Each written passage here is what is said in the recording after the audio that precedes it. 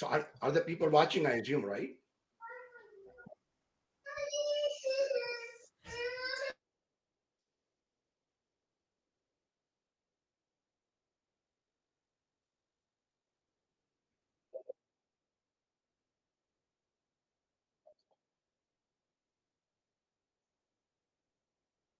Perfect.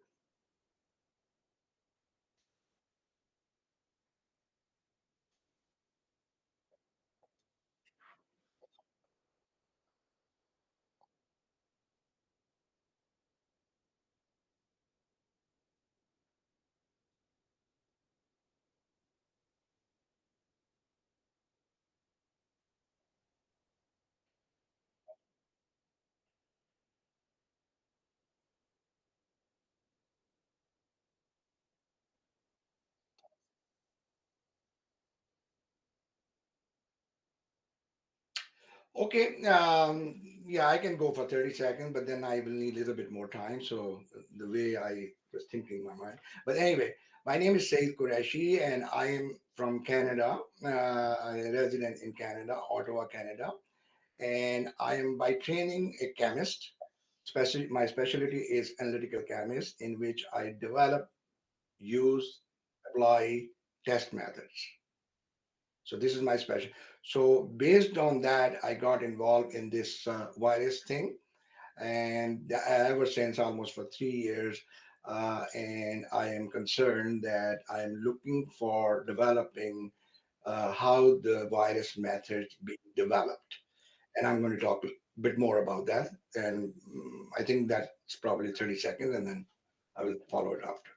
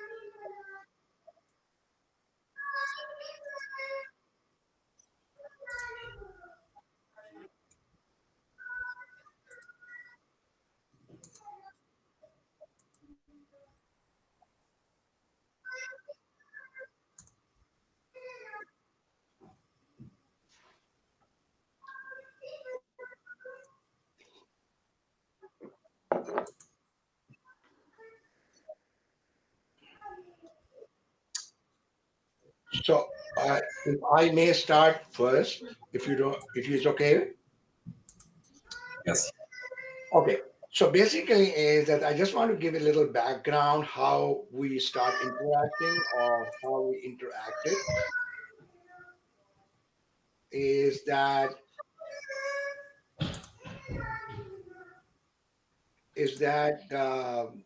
I send William an email after watching your video clip, a critic on a interview. Somebody sent me actually the question that you critic on Dr.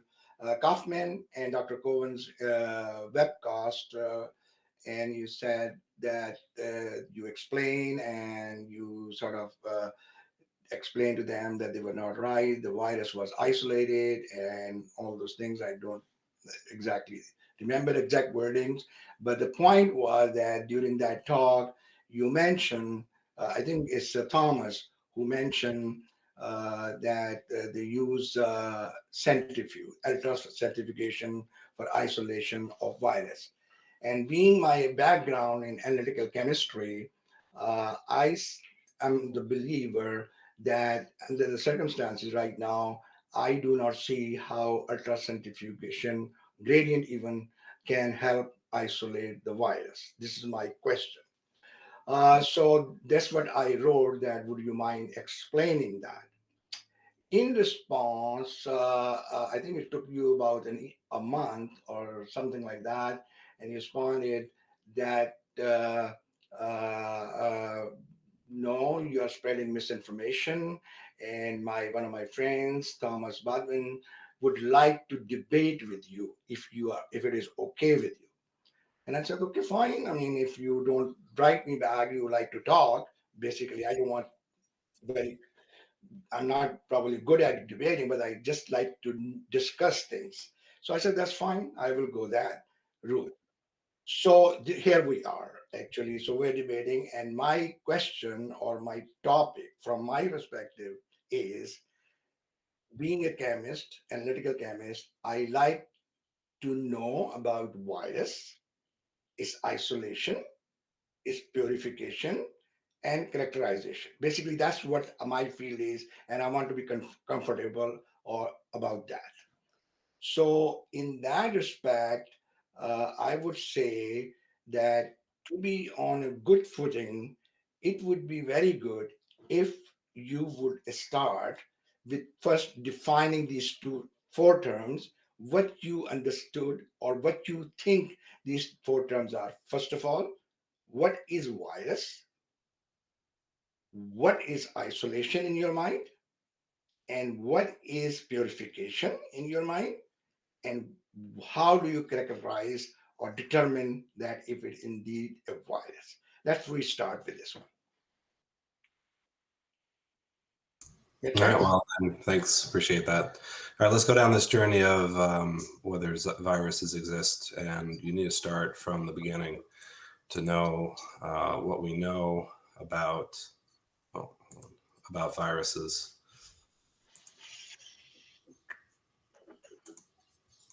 One second.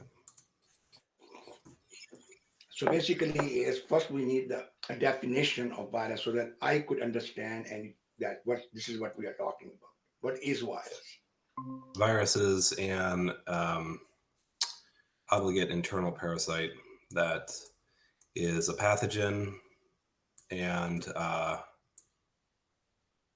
it requires cells Okay. in order to complete its life cycle. Can you I still see my presentation? no, I will use this hand sign so that I can, if you don't mind, because okay. So basically, is that I forgot to mention one very critical thing in my introduction was that I got uh, a note from you, Thomas, Mm, stating, "Don't worry, we will." What was the word you were using? Uh, doesn't matter. Can I no, move on? Dr. Wilson, do you mind if I just move? no. That's very important for me. The word that changed the whole mindset up for me. Yeah, we will giving you firm education. Yeah, Okay, and that kind of is a surprise for me. that's what I'm doing. If you look at the screen, Okay, I so appreciate you so so going I through I this. thought I thought that's very good. So Yeah, I want the education. let's do it. Okay, I'm right and here on the slides. in that respect, Yeah. in my view, the debate part is over. Okay, I want to listen to you Okay. so that I can get educated. Okay, and in that one, and from my perspective, more or less, to be honest, debate is over. I am just learning, going to learn, and during that learning, I will raise hand and ask question for clarification. More, so, so in that respect, uh, I'm not saying I don't understand it's pathogen or virus thing. My understanding is virus means is a particle. Am I right? I, okay. Am I ready? Can I talk? Okay. So you mentioned isolation. We were talking about isolation, and then you moved on to particles. So I'm gonna address isolation first, and then we'll move on to particles. Right. The first isolation was when viruses were first recognized, which was tobacco mosaic virus in 1892 by Dmitry Mendeleevsky. Right. So how was that isolated? The way it was isolated was using uh, using the new Buckner funnel, which filters. It's a porcelain funnel that filters out all larger cells, bacteria, fungi. Those are things that we know they grow on a plate. So what Dimitri did was plate the extraction of what he was seeing in the field. Science always starts with observation. science started. This started with the tobacco mosaic virus being grown by farmers, and farmers noticing that they were getting a disease, right? A specific disease that shares the mosaic, which I showed here, bleaching around the areas, and generally spreading throughout the leaves. So the question at the time, and it's been long past Antoine de Berry's finding that plant pathogens were a thing, and in parallel with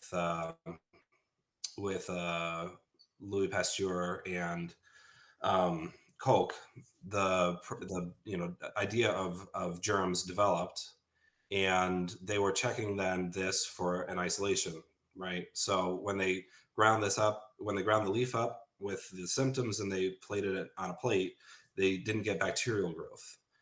Probably a little bit of fungal growth, like stuff like that. So Dimitri then filtered it through that porcelain funnel, which removes all of the bacteria and the fungus, and he got a liquid that doesn't grow on plates, right? Yep, take your time. So he has a liquid that doesn't that he adds that to it, which will have all the chemical characteristics. You're an analytical chemist, so the sizes of molecules are quite a bit smaller than full cells. So all of the chemicals that come from the plant plus the particles of the virus, right, which are too small. Which at the time he didn't know what that was. He didn't know what a virus particle was, right? So he had a. No, Go sorry, ahead. sorry, but you didn't get the particle yet, or did you get? Did the Pasteur and Koch got the particles, or they didn't get a particle at that But time? Dimitri has the particles but doesn't know that what they are, right? At this time, at this Okay, just point got the particles. in Okay, 1892, yeah.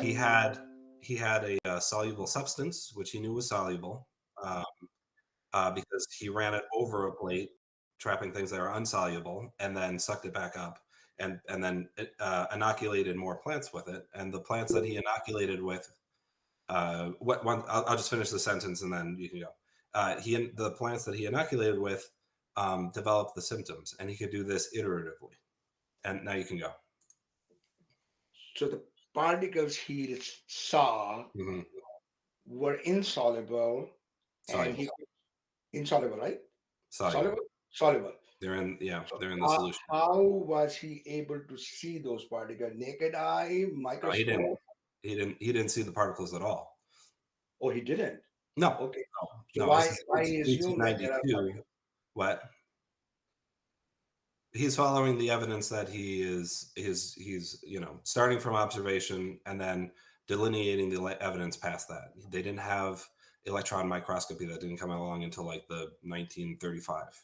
So in 1892, what he had was a porcelain filter that he could filter out the bacteria and the fungus that would grow on a plate. He put it on a petri plate, saw that no bacteria or fungus would grow out of it because he's filtered those out, making it a filter sterile media. Then suck that liquid back up, so he has a liquid, right, that he then inoculates onto more healthy tobacco plants, and those tobacco plants become sick. That's where he is. So So basically, just wanted to reiterate what we more or less yeah. agree. At that time, it was an assumption that there are particles. Nobody isolated the particles. No, at that time there was not even a known cause Good. for it. There wasn't even the Got it. concept of viruses themselves. Got it. Okay. And did you want to say something, Dr. Wilson? Sorry. Oh, no, I'm good. I'm just figuring out my you're mic muted. situation. Dr. Wilson, you're muted. I was just figuring out my mic situation. I'm all good. Okay, no problem. Anyway, which he named it virus, for the solution that could cause the disease. He didn't know what it was at the time, but he knew that it was replicating, because if it was a chemical and the plant doesn't produce that chemical, then the disease wouldn't persist with several iterations of it. But the disease just persists, which means that you have an element in the liquid which is therefore replicatable, right, and capable of causing disease in these leaves. Do you have any questions before I move on? No, fair Yeah. enough. At this stage, you are assuming the particle, and you are assuming that it was propagating or spreading, but that's also an assumption so far, and No, it's it's that's an so observation. Yeah, observation go ahead. or assumption, but It's an it's observation. not sure that it is something what we understand today, and people like me, in a sense, not aware of that history, that the particles and the virus as we know today or describe today were not there at that time. Let's move on. I don't think I So understood that last part, but I just want to reiterate that this development and spreading of disease is an observation. Yeah, but not necessarily virus, because we don't have that evidence or observation. It's just assumption that it could be a particle that is causing the trouble. Right, but the interacting element here was that it was inoculated with this with the substance containing the filtrated solution, right? Yeah, And without that filtrated solution, then you don't have disease. yeah, but we don't know what is in the solution which is Right, causing it. We just right. yeah, fair enough. We go But ahead. we can agree that it's whatever it is, it replicates. Okay, I don't know. Sure. We'll see. yeah, Sure. so Well, let's that's one of the most important aspects of the experiment is that Okay. in iterative rounds of doing this, you continue to get the disease. Right. From that laboratory, there is a container of tobacco mosaic virus in my laboratory that came as a generative line from that specific line. It might not be that specific line, but from other tobacco mosaic I can viruses live from the with that. past. And then each year, when I inoculated on myself for my class for onto tobacco, then I can recover that as well.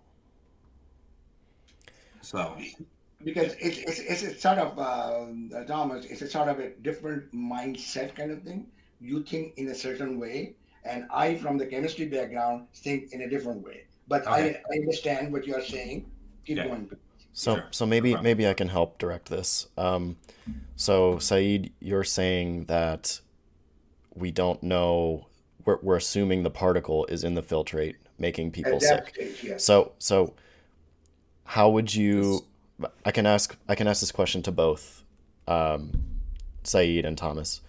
Um, how would you go about testing the characteristics of the contents of that filtrate? Okay. Now I can try to give you answer for that, but I was hoping that it should come from your side, It that it. you are a virologist and you are in a So bioside. hang on. There is a claim there Just wait a that there is a second. particle. Just wait a second. So, you write blogs on your website Yes, about viruses. yes. So, I think it's fair to ask both parties in this situation, if you think that the filtrate has not been properly characterized or adequately characterized to say that there's a virus there causing disease, then what tests would you need to see in order for Okay. you to I decide that it's yeah. characterized? No issue. No issue. No issue. But the thing is, are we agreeing that the virus is a particle? well, why don't you let me go further and we'll find out. Is Thomas, no, Oh, Dr. did you is fine with you? Did he you move hear me? ahead? Yeah, Can that's you hear fine. me? Okay. That's fine. Yeah, we can hear you. You can move on. Okay. We Well, first let's have to move forward. agree We can find out. We'll talk that about virus virus is a particles. particle. Okay.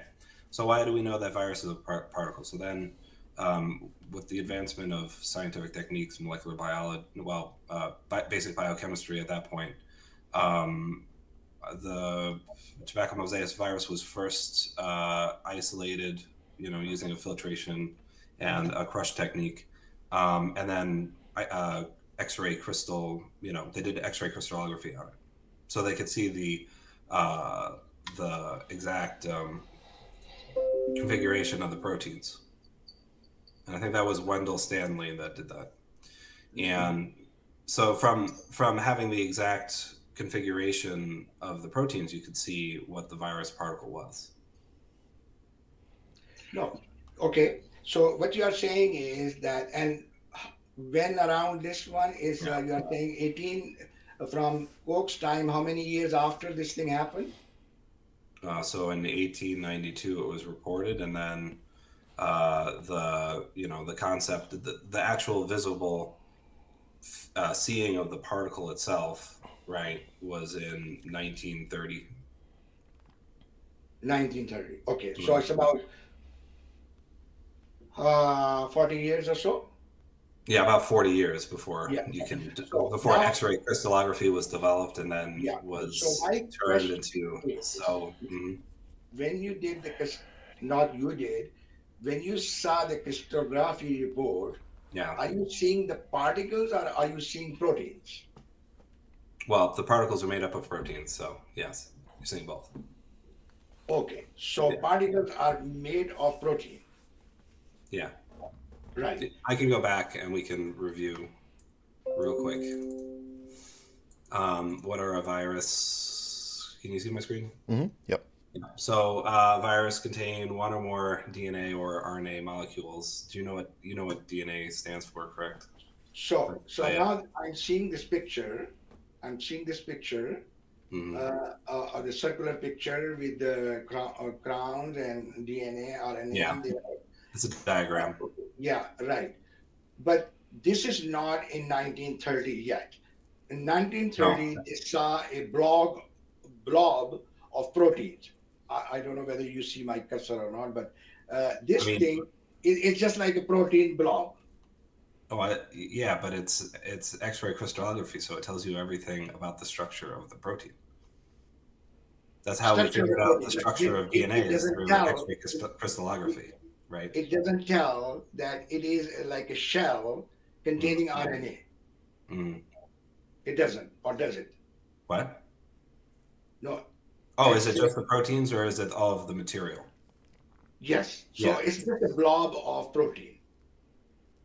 I mean it's So structured. It's structured. what? No, Can no. you define blob? What you mean by blob, real quick? I apologize. But the thing is like when you say protein Yeah. and a particle, right? You are using two terms together, Mm-hmm. protein and particles, right?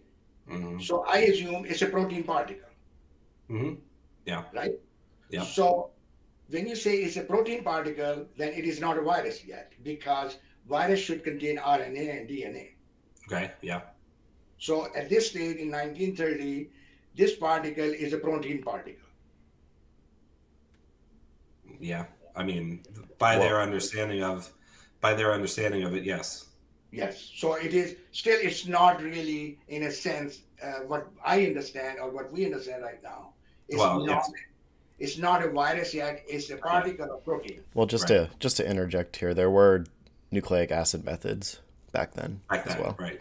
So they knew it was made out of, like I said, nucleic, the components that it's made of.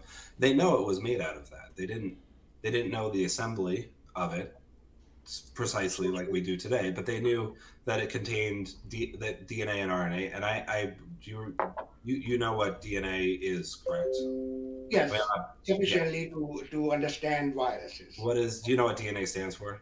Yeah, yeah. Deoxyribonucleic acids, Yes, yes, yes. right? That's chemist. That's the chemistry. That's Ribonucleic where I acid. got involved in it. Okay. Sure. Good. Nucleotides, You and all know. those things, putting Right. it together. And so okay, good. So Yeah. at this stage, you are Yeah. saying that we have a protein particle. Mm. We might also have RNA particles sitting somewhere and assuming it is part of Yeah. part They of did the the particle. extraction and they found that Yeah, but it's not it is yet. with the proteins, It's not confirmed yet. but what's Okay. not confirmed? Was not So confirmed. Sorry. So no, they I can mean detect the RNA, and then they can they run the other biochemical assays for the proteins. They did this no, no. in the Okay, early let me 1900s. interject here. From a Mhm. chemistry perspective, if somebody uh, tells me there is a particle which has a shell, and in the Mhm. shell there is something in there, Mhm. okay? In this case, is RNA. So, as a chemist, what I want or what I do in the lab is I take that particle as a whole and took it out, Okay. completely separate from everything else. Yep. And once I take that out, then I'm going to break that thing. Yeah, And you can then do I'm that. going to do RNA test on that, and Mhm. that will give me assurance that this RNA or DNA is Right. coming from this virus. Right. And separately, I will do the analysis for protein, and I will say, okay, here was the particle, completely separate out of all that ingredient or junk, and then rupture it, break it, and analyze them separately. So it is not done at this stage in my. That's what I'm getting at. It's Right. But basically you know the point of the basically X-ray we are crystallography, saying they measure the protein, they measure the RNA, and they right? assume that this is part of the particle. That's what I'm hearing. I think what I was making a point on was the X-ray crystallography, showing the structure of the proteins, which comes important later because as you know, the structure of the proteins dictate its function. Correct. I mean, Yeah. actually, can you let me? Do you have a lot of biochemical experience? It seems like you have more molecular, more chemistry experience. No, I'm a chemist. I'm a Yeah, chemist you're a trainee. chemist, right? So you And mostly deal with chemistry, but not proteins. not pursue protein. No, You don't do any protein biochemistry. You haven't no. done a cold acetone extraction of Citiaforce, which I did as Acetone undergraduate. extraction for what? For proteins? Yeah, for protein Yeah. extraction. If you are asking me about doing acetone extraction, not specifically Yeah, for protein, but I have done all kind of extractions. So yeah, I but cold acetone extraction is specific for proteins. fair enough. But Yeah, which this involves a precipitation and yeah, right. yeah, that's what I do. Like hydrochloric acid, for example, I use in my lab, for precipitating proteins, things like that. So I have fairly good experience how the extraction works. At the end of the Right. day, we should have something in our hand, if Okay. we call it particle Hmm. or whatever it is, and that's what I'm trying to explain how I'm hearing you. Did I miss anything, Dr. Wilson? Um, I don't think so. I think you could probably just. He's asking about characterizing the particle. So Yeah. maybe you can just start talking about First thing is assays. so Okay, so let's start. Let's characterize. Let's go through and characterize the particle then. Where is my particle no, characterized status? sorry, hold on a second. Yeah. Uh, did we get the particle protein enclaved with RNA in there? Have you got it? You want to talk Right. about isolating the. Have we got it? Sure. Right. This Yeah. is this is how we confirm that we have it because we have X-ray crystallography, which takes a tremendous amount of purification in order to do X-ray crystallography. Right. Hmm. I mean, how I don't know how much more pure you can be if they can do X-ray crystallography. Honestly, their lab hands must have been made out of gold in order to do that. That was a very labor-intensive, difficult thing, which was why people like Rosalind Franklin is a real hero for that, and that enabled us to discover the structure of DNA. I mean, it was the same technique that was used to discover the structure of DNA as it is to confirm that the shape of the viroids that we have in the mixture that we know causes disease on plants. Okay. I'm a little bit iffy here, but I take your words that you say you did crystallography and you assume the particles are virus particles. Okay. Well, what do Right. you? I mean, Uh, virus is just a name. It was a name given to the solution that was causing disease, right? Okay. And That's a very important point here. yeah, So what you are saying is virus is a name given to a solution. it was at first because they didn't know what viral particles were. Yes. And then out of that solution, how did we get the particles that become the virus? Well, they can be precipitated out with a sucrose crush. I don't know which method they use for the X-ray crystallography.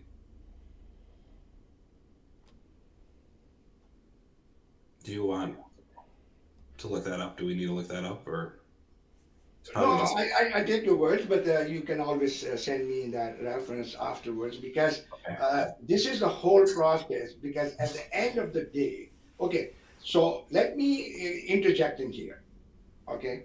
What Dr. William was asking me as a It's chemist, Dr. Wilson, how please. I Just see it. Am I right? it's Dr. Wilson. You keep calling me William. Okay. Yeah, yeah. What did I say? Something that? Okay. So Dr. Wilson, yeah, yeah, right? Mm-hmm. Yeah. Mm-hmm. Uh, I don't know how can I show you the screen on my side, but I can ask you to show a screen what my understanding of what I'm trying to get at for isolation means. Is Uh, it good? Is it right? okay, You you can show your screen and ask a question, but And how can I do that? down it says you are so presenting. yeah, So the there's a button that says present now. it's right I'm next actually it's hovering it right next to an over it. emoji face.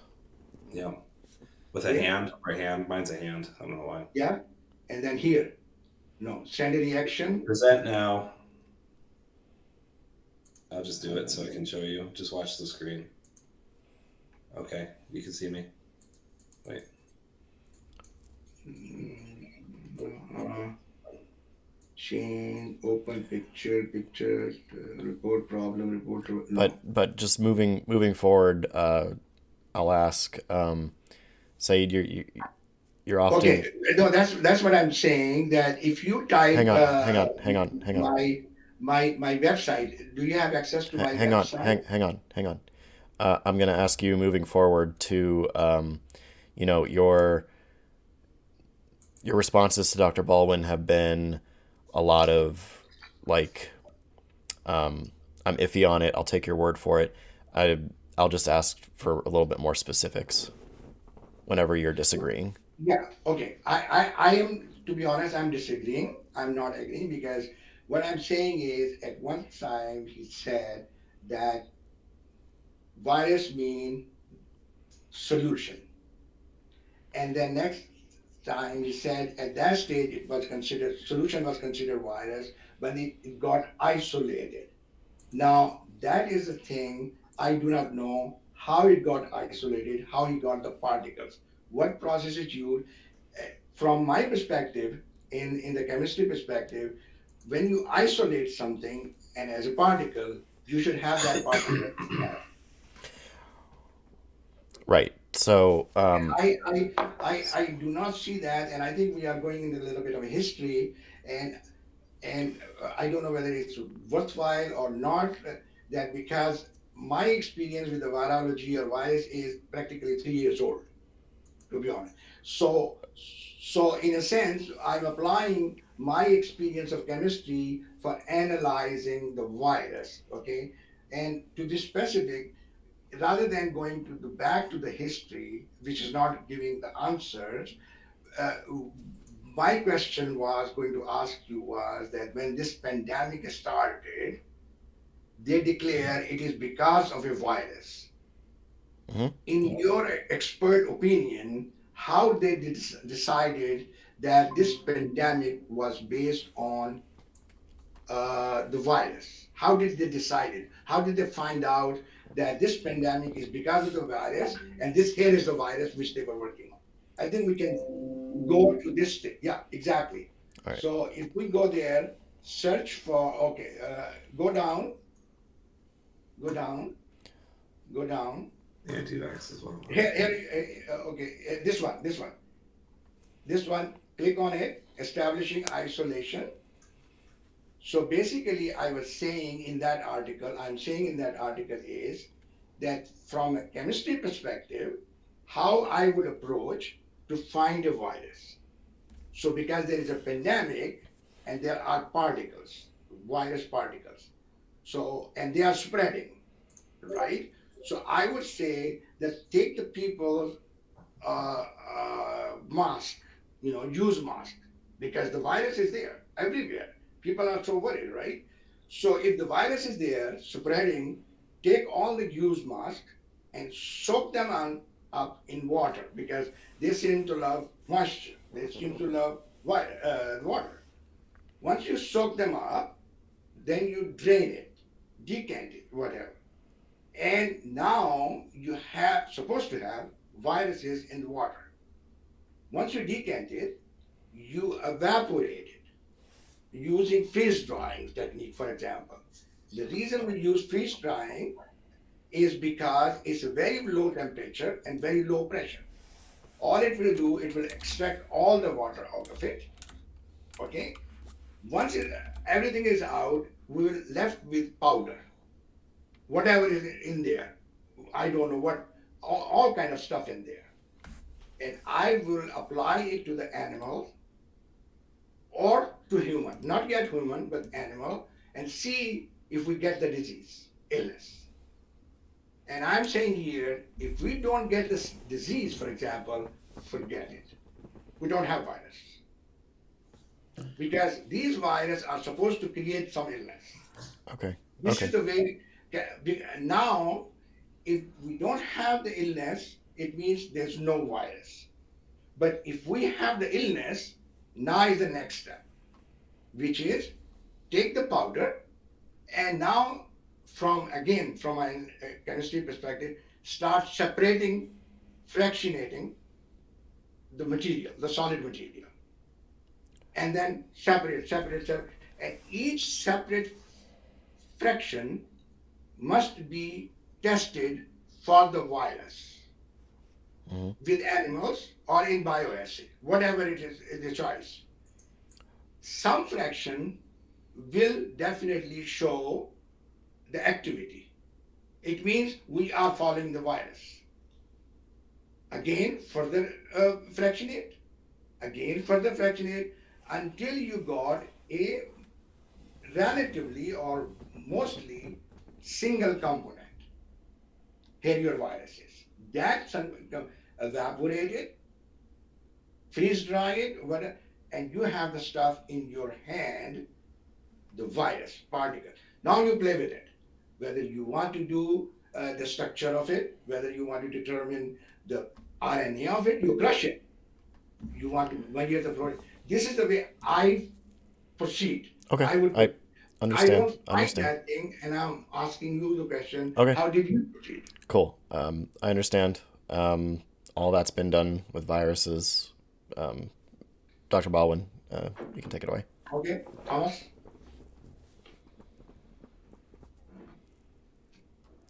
You can take it away, Thomas. Oh, You realize okay. sorry about that. Yeah, the thing that I'm seeing here with the way that you're, no, I can put that down. The way that you're doing this extraction is by taking off everything that's water soluble from a mask and then boiling it down under pressure so that it's, but you have done essentially nothing but remove the water and the volatiles. Yeah. But why is that important to remove the water and the volatiles? Because it will give you this solid material and then you redissolve it in a small water. It give you a very concentrated solution, easier to detect the activity. But you can already detect the activity in the solution itself. Any No, activity that you're testing, you have within the solution. no. Presumably, the solution might not give, but if the solution gives, we still have to consider it because when we apply on a separation technique, and back in my mind, I'm thinking of chromatography, for example. You cannot apply 1 liter or 10 liters of solution. You have to apply very, very small amounts, relatively speaking. So you can supply maybe 10 milligram or 100 milligrams. So basically, you are removing 10 liters of water out of it and reconstituting it in 100 mils or 10 mils and applying on the chromatography and then start separating it. And the freeze drying it, you don't believe is going to devitalize the virus. You mean it will destroy the virus, what you are saying? Yeah, denature it. To me, you So can be very clean there. To me, no. Because what I'm hearing is so resilient, so stable, spreading Well, it's from not to UV. It's not to UV light, and it's not to harsh chemical conditions. Which, a freeze thaw of that magnitude, yeah, it could last, but it would reduce your efficacy by a lot. Instead, just use the centrifugation, which you seem to have issues with. okay. So if you're asking me about the centrifugation, Right. we will still go that route because the centrifugal fuel machines are available with a larger capacity. But Right. We the have problem is ultracentrifugal. They've you had were them since. Go ahead. Sorry. I'm sorry. you were mentioning centrifugation as ultracentrifugation, gradient centrifugation. But the problem is with the you have to do the same thing. If you prefer to do the centrifugation, gradient one, I'm not sure because for gradient one, you first have to calibrate which part of the gradient you should be looking for the virus.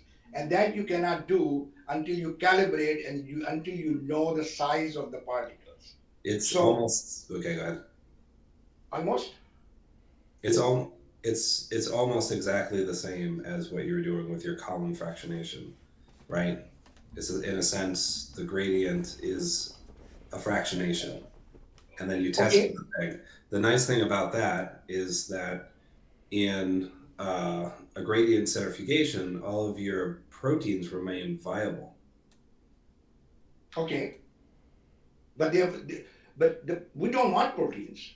We Yeah, want the particles. We want the particles, right? the particles are made out of proteins. So yes, Yeah, because for me, protein means protein. They are not contaminated with DNA. Okay, so that's why I'm repeatedly right. Because if emphasizing you do a harsh that. protein extraction, then you've extracted the proteins and denatured them. No, when you use gradient or column, doesn't matter. In principle, the particle should be in one band, which is protein plus RNA virus, but the protein as such should be separate band, completely different. Because if the particles and proteins are together, then we don't have the isolation. We don't have the separation. Well, so you because you want to separate the RNA from the RNA from the proteins or the nucleotides from the proteins. We No, know no, that devitalizes it. So no, you no, will run a column separating those two components, right? Which means that you have to add in a harsh chemical mixture in order to break those up. no, And then no, you devitalize it. So your not entire yet, experiment, which you not can not yet, run, if not you yet. if you ran it, it would result in none No, of the no, fragments. not yet, not yet. Either you use centrifugation or I use column. I will separate them as a particle protein containing RNA, which is I'm calling particle as virus. And I'm not using harsh chemicals there. My understanding is maybe I will use Cefadex and I will use water as an eluvent. I will use a very light, very weak buffer solution to elute them. So I have to get that particle completely separate from everything else. And then we'll deal with the RNA and protein of that particle. And I don't find that anywhere. Yeah, because that's people don't do it that way. It's easier to do with the centrifugation, which does the exact same thing that you're saying. It removes it from everything else because everything in the solubilized section that you did not pick up has it, Yeah, but not just the the thing is, volatiles. no, but the thing is that what I'm reading is mostly ultra centrifugation. I do Right. not know. You can correct me here, please. That the volume of centrifugation, they're talking about 50 microliter or 100 microliters or something like that. And Hmm. in that one, there's not really much you can do from practical perspective. What I'm talking about, I'm sorry. On a molecular level, you can do absolutely everything you need to do. I'm sorry, I have to disagree here. Because what I'm doing here is I'm thinking in my mind, at least, for example, 3 to 4 inches wider column and maybe 2 to 3 feet height length of the column.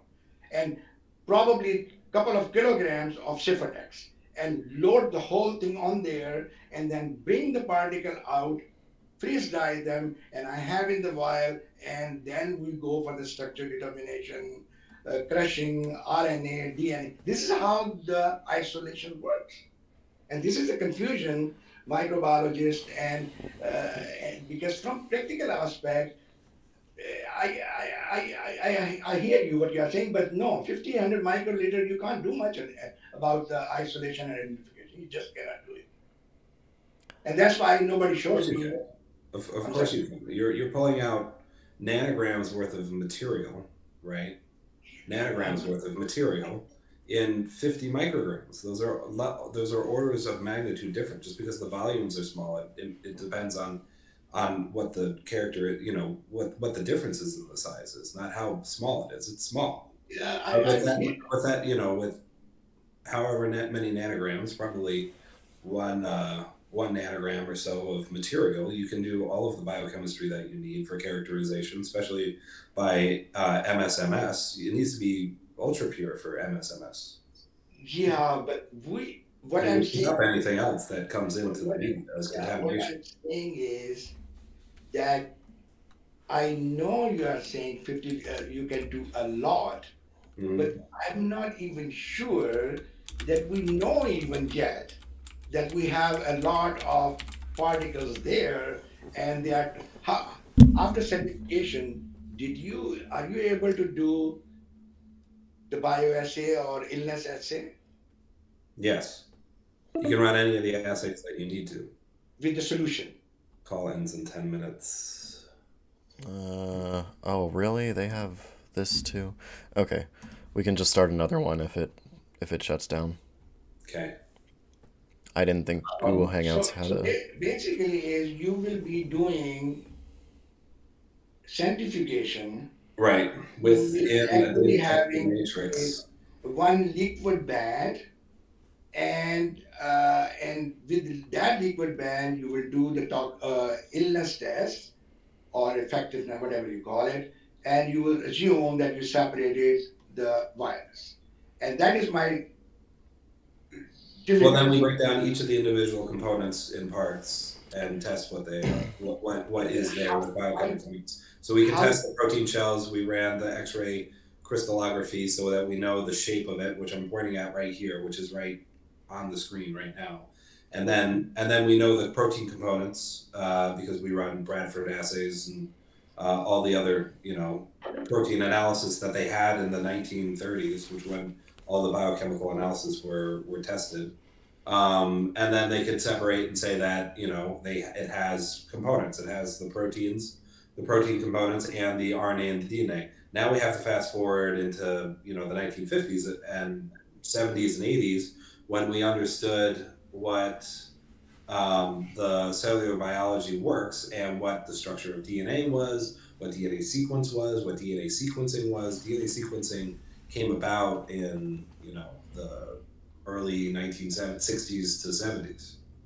So now we have the particle, as you can see, which is a protein I'm sorry, constituent. We know that it's I have to interject here.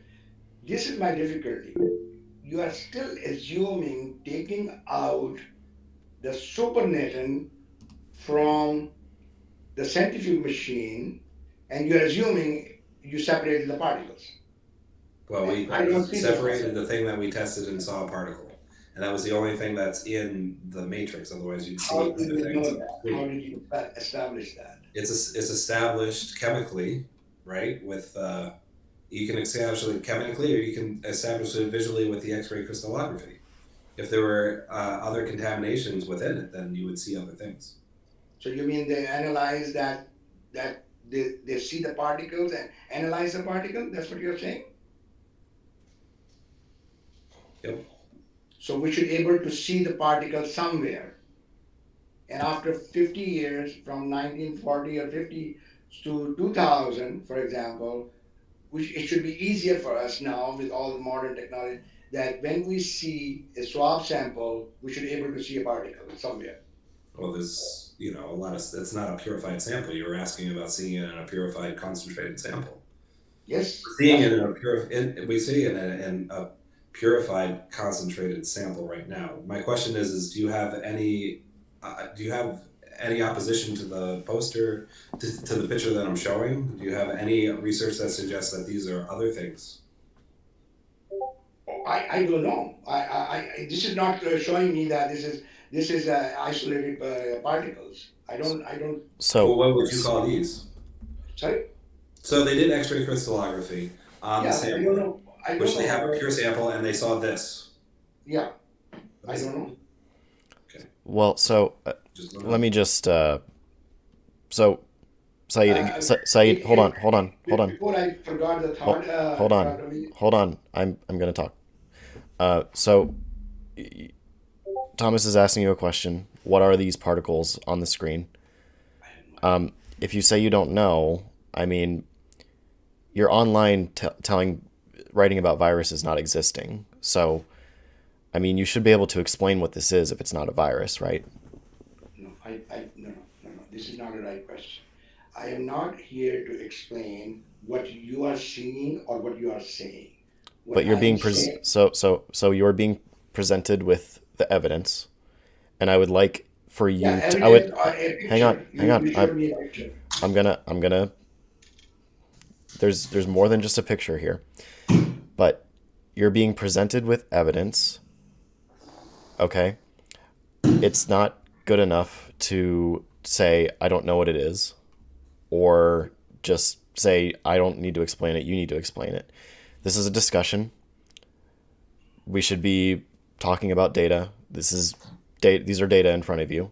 So if you can't address it, that's fine, but Look, please okay, try let me put it please try differently. your best. Please try your best to Let me put it slightly explain differently. I don't the know. data. I hope you don't object to it. This is a picture. In your view, these are particles and these are particles of virus. Okay. There's more to it than that. From So my experience, maybe Dr. Baldwin, maybe you could go to slide 16. Maybe that would help. There you go. You want to talk about that? Yep. So what we have here is models, which usually when I talk to virus deniers about this, they call it pictures or cartoons. They are not. They are based on observations. What you want to concentrate on here is C. Uh, just make sure. Hold on. I don't like their share function on this, to be honest. So do you see pictures? Do you see figure C? Do you need me to increase? yeah, yeah, And this meeting might end soon. We'll just start a new meeting. sure. So we can see the protein marker. This is a protein gel. You're familiar with protein gels? Yes, You're familiar with the process of pure protein purification? yes. Okay. Maybe Uh, not expert, but yes, I do. okay. So can you explain what this graph shows if I told you that it was a Western? Are you asking me? Yes. Yeah, I think you are applying a couple of samples, and these are your standards, and Right. you are putting in different fractions that this might compare to this. But uh, I, to be honest, I do not think we have to go there yet, because this is something for your expertise. You are trying to explain things, but Yeah, for that's how we know me, things. for me, I want to develop a test for virus. I'm approaching from this angle. I want to develop a test for virus, and if you do not know, I can explain. For developing a test, we have to have a reference. Without a reference, I cannot develop a test.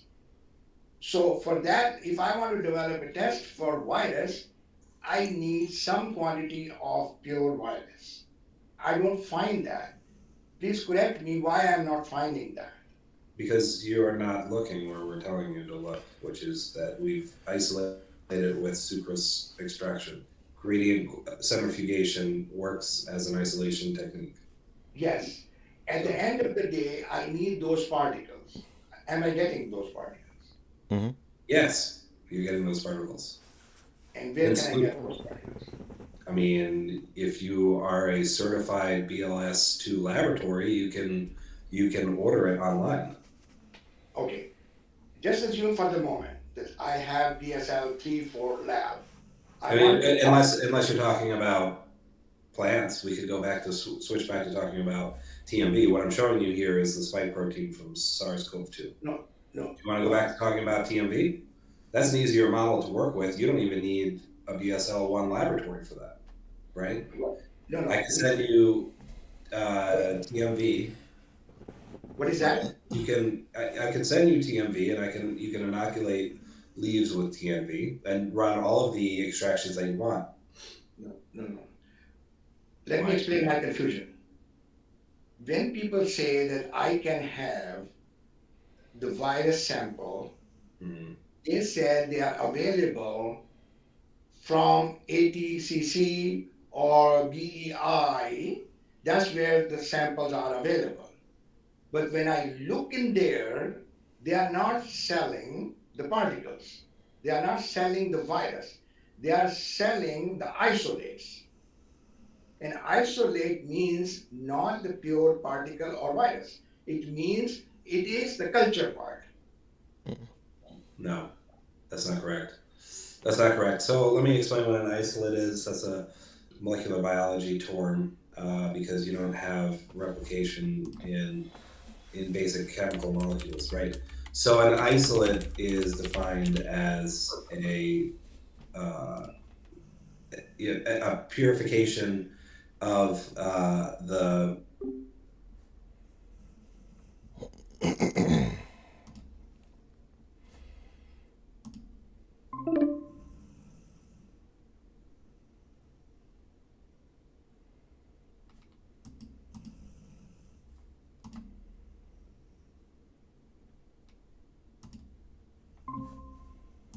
Sorry, guys. The meeting automatically ended, but we're gonna get him back in here.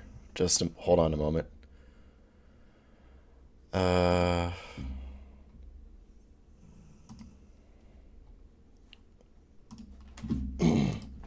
Yeah, I decided to use what's it called?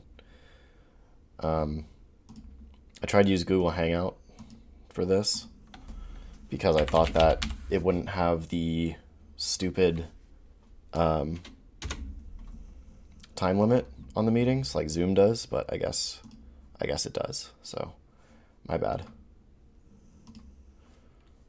Da, da, da, da.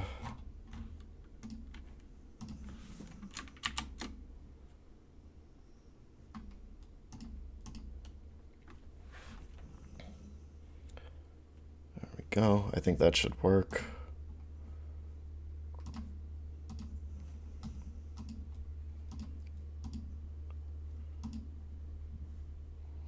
Oops. Well, how's everyone enjoying it so far? Or hating it? Yeah, Discord might be better next time. I do have Discord.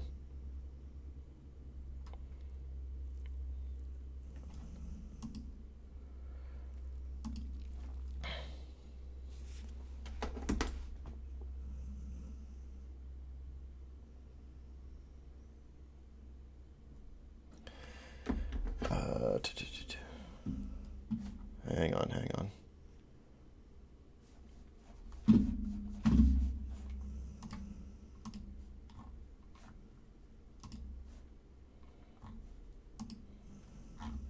Yeah, I mean, this guy is, he's a character for sure. All right, there we go. Did you see it? You got it. There we go. Did you send it to him, right? Yep, I sent it to him. Okay. Yeah. All right. Well, so I think. Oh, there he's back. All right. Cool. There we go. Okay. So We were So where I talking. was, Dr. Qureshi, I was Yeah. telling you what an isolate was. Yeah. So an isolate is the known pathogen that comes from a patient is an isolate. It was isolated. When it's characterized, it's a strain. No, so that's what I'm getting at, because if Yeah. we use that as a standard, or they expect us to buy that thing for $1,200 or something, It's use as a just standard a, it's just a standard molecular for, biology term. So in bacterial diseases that I work with, I also have isolates where I isolated it from an infected plant, from bacteria, from fungi, either from a human individual or from a plant. If I've isolated it, that becomes an isolate. So that's just a standard. but A standard. it's not the virus particles, right? Yeah, I mean it is because that's like saying it's not the bacterial cells, right? Is it virus particles? You Yes. understand what I'm saying? It's like if I had a bacterial disease and I got an isolate from it and I said, here is an isolate, and then Yes. you say, is that an isolate or is it just the bacterial cells? I Yes. say it's the bacterial cells. It's an isolate, right, containing bacterial cells because bacteria contain cells. It's a virus, but Yeah, but that's the point. I can't use that as a reference pure particles. of course you It can. has all other things as well. Am I right? Yeah, so you can absolutely use that as a reference. Why wouldn't you? Is it a pure It's pure. particles? Yeah, it's pure particles. Why you call it isolation? Because the isolate is. Lysate What am and I phosphate. listening? Okay. Hold on. Go So, ahead. Saeed, let me try to let me try to just distill this real quick. So, viruses are particles. Okay. Viruses. Hang on. I appreciate that. Yeah. Viruses. I mean, Thomas said that many times, but viruses are particles.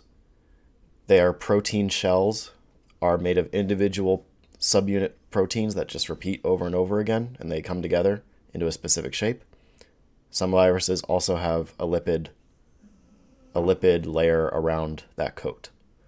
So when we say particles, we're talking intact particles, not just the protein subunits. So the particle is the virus. And when we say isolate, we mean that it's the infectious agent that came from a sample, from an infected individual. That's all we mean by isolates. There's no difference. So from my perspective, what I don't understand and is not clear, if you are saying those are particles, then they should be in a vial as a particle. But they are not. You They mean because are they're in solution? they obtain from the culture of the swab samples. Mm-hmm. They're obtained They from never red purified. samples.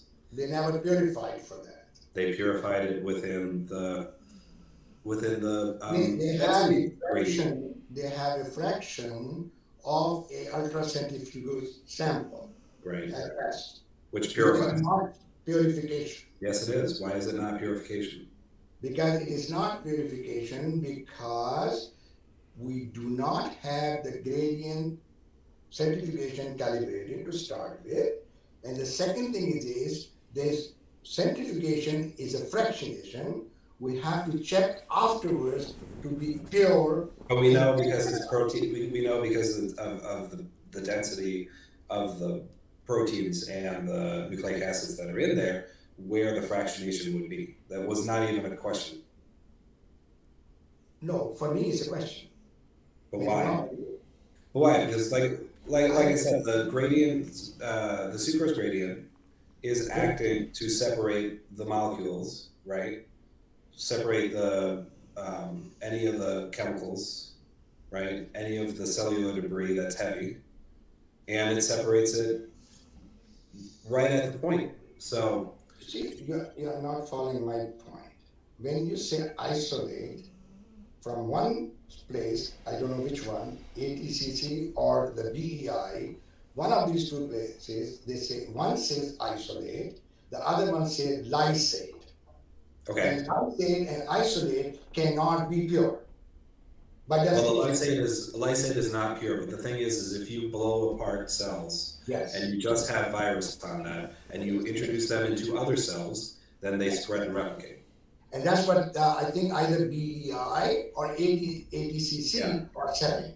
So, So they are not pure sample standard. And the same token, the same thing, similar thing, they are saying on the other supplier. I do not find any source which state that these are the virus particles pure testified. I you don't haven't found a place. So you just find where they say the isolate, which they've clearly run through gradient centrifugation to purify it, which gives you plenty of centrifugation space, which gives you plenty of purification to do any of the biochemical assays you need to do. Do you agree? Do you agree, Dr. Qureshi, that if you extract in a lysate of cells proteins that are enzymes, then I can use that lysate to test the activity of those enzymes? If I needed a phosphorylase, right, and it was produced in high amounts in the cell, and I took a lysate of that cell, can I then test that for activity? Yes, but that activity will not be for protein. That activity for the lysate. So, but the thing that is in the lysate that gives it its characteristic is the proteins that are doing it. I got your point, but Sure. still, if you want the activity from the protein, you have to separate it completely out of the lysate. You do. Yeah, you have to.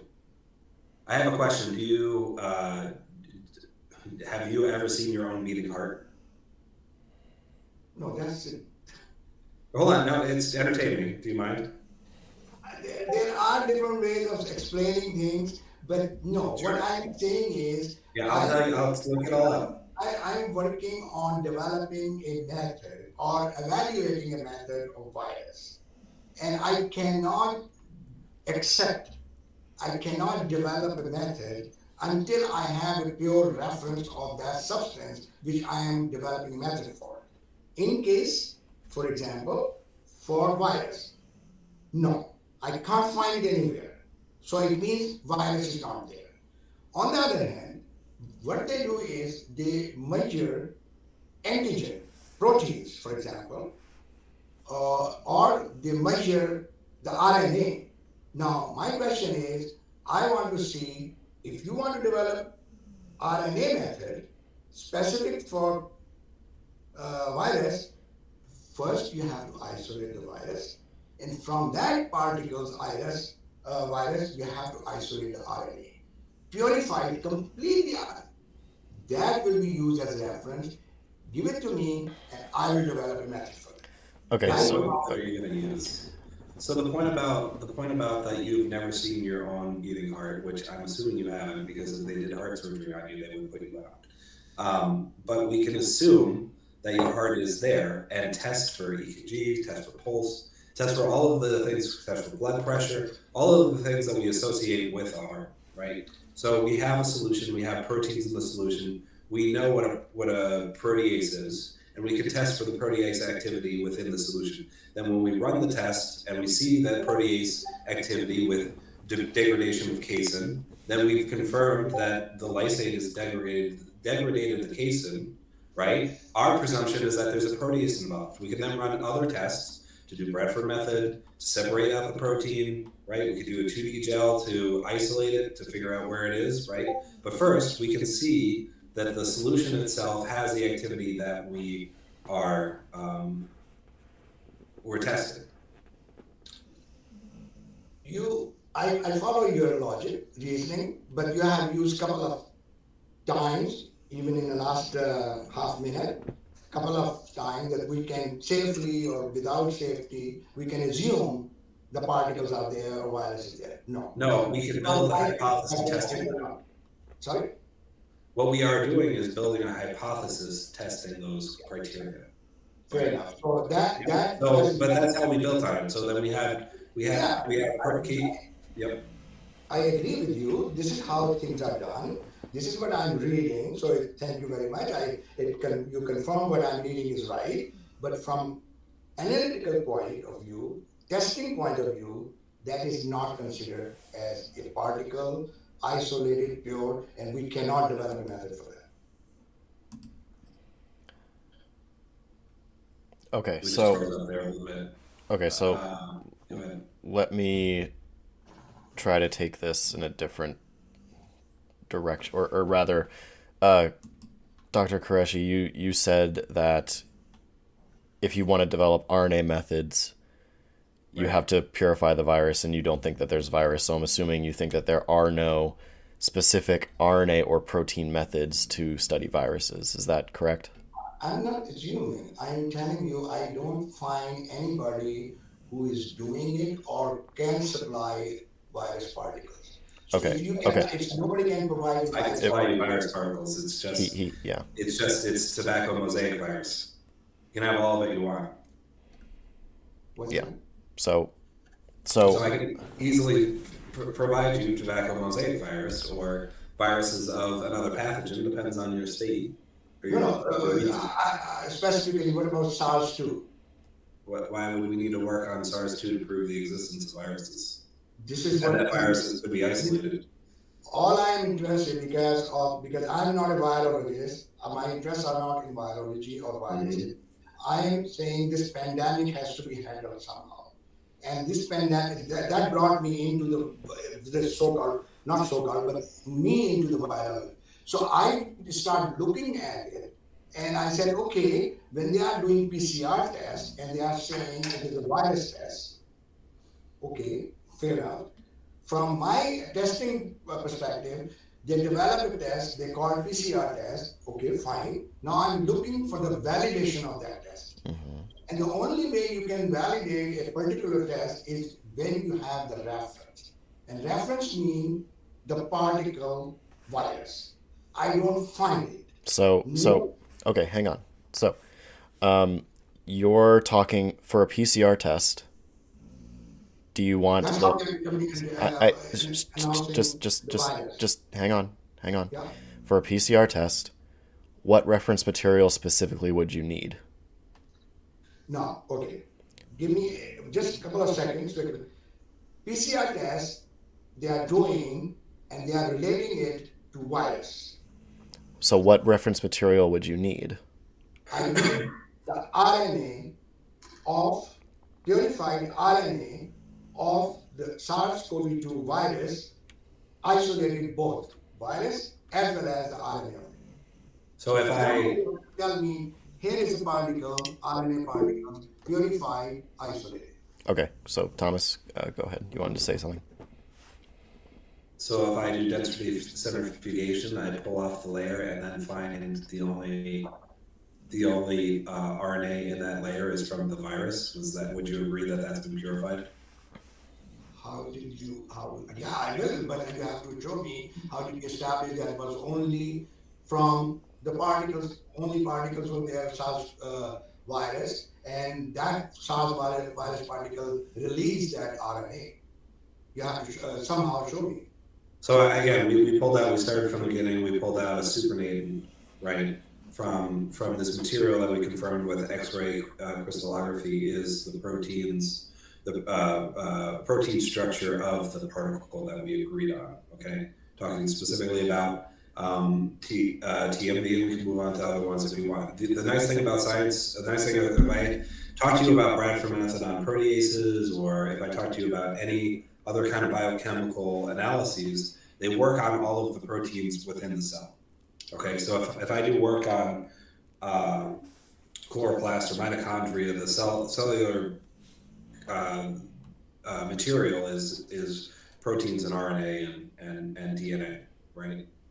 So If you don't mind, so given that, when I do the extraction and then I run the sequencing on it, I do full sequencing on it. I mean, right now we have amazing technology where we can do sequencing, and then I extract the RNA, and I find that the only organism that would match to is a virus, and no other organisms. no. Then I'm certain in a modern perspective that I have a purified particle that contains only that genome. Yeah, okay. Let me give you now, because your area is biology, pathology, and It's biochemistry. all pathology. Let me give you my perspective. From working with so long with analytical chemistry, we start separation step as a crude one. Crude one means like separating funnel. For example, okay, separating funnel means two portion. One is either above, one is lower. Water, alcohol, water, propanol, or something like that. Okay, and then we go to the next step, fractionation. Then we go to the chromatography. Then we go on and on. Right. Centrifugation is almost equivalent to separating funnel. Its separating capacity is almost nil. And this you have to actually. That's not true at all. That's not true at all. It absolutely removes cellular components that are too heavy, This is or cellular components that remain in the solution, which is a significant amount of the. this is what I am saying. If you take the lysate or if you Yeah. take the culture and you just do the fractionation using centrifugation, it will separate, but it will not purify. That you have to accept the fact. Separation is a form of purification. Yeah, separation and purification are two different things. Separation means you are dividing into two groups, and purification means you are dividing one component from everything else. Mhm. That's a difference. So centrifugation, yes, you can separate things, you can divide. Is it But is it possible but that is it possible that terms in chemistry and biology mean slightly different things here? it could be, but this is what in the world, when we go into the world, the, whatever way you define, whatever way I define, they become immaterial. It People seems. out there, like laymen, right? This is what we have to convince them. We have, if they say there is a virus there, we have to show them, by the way, here is the virus. We can do Okay, that. that looks like a solution that could totally have virus in it. Just I saying. mean, sorry, wrong example. It should be full of crystals. It should be full of salt. It should be full of particles. I'm Okay, you just could totally, you could absolutely do that and get denatured proteins that mostly come out of it. If you're going to crystal purify it, right, for like X-ray crystallography, then that action denatures it.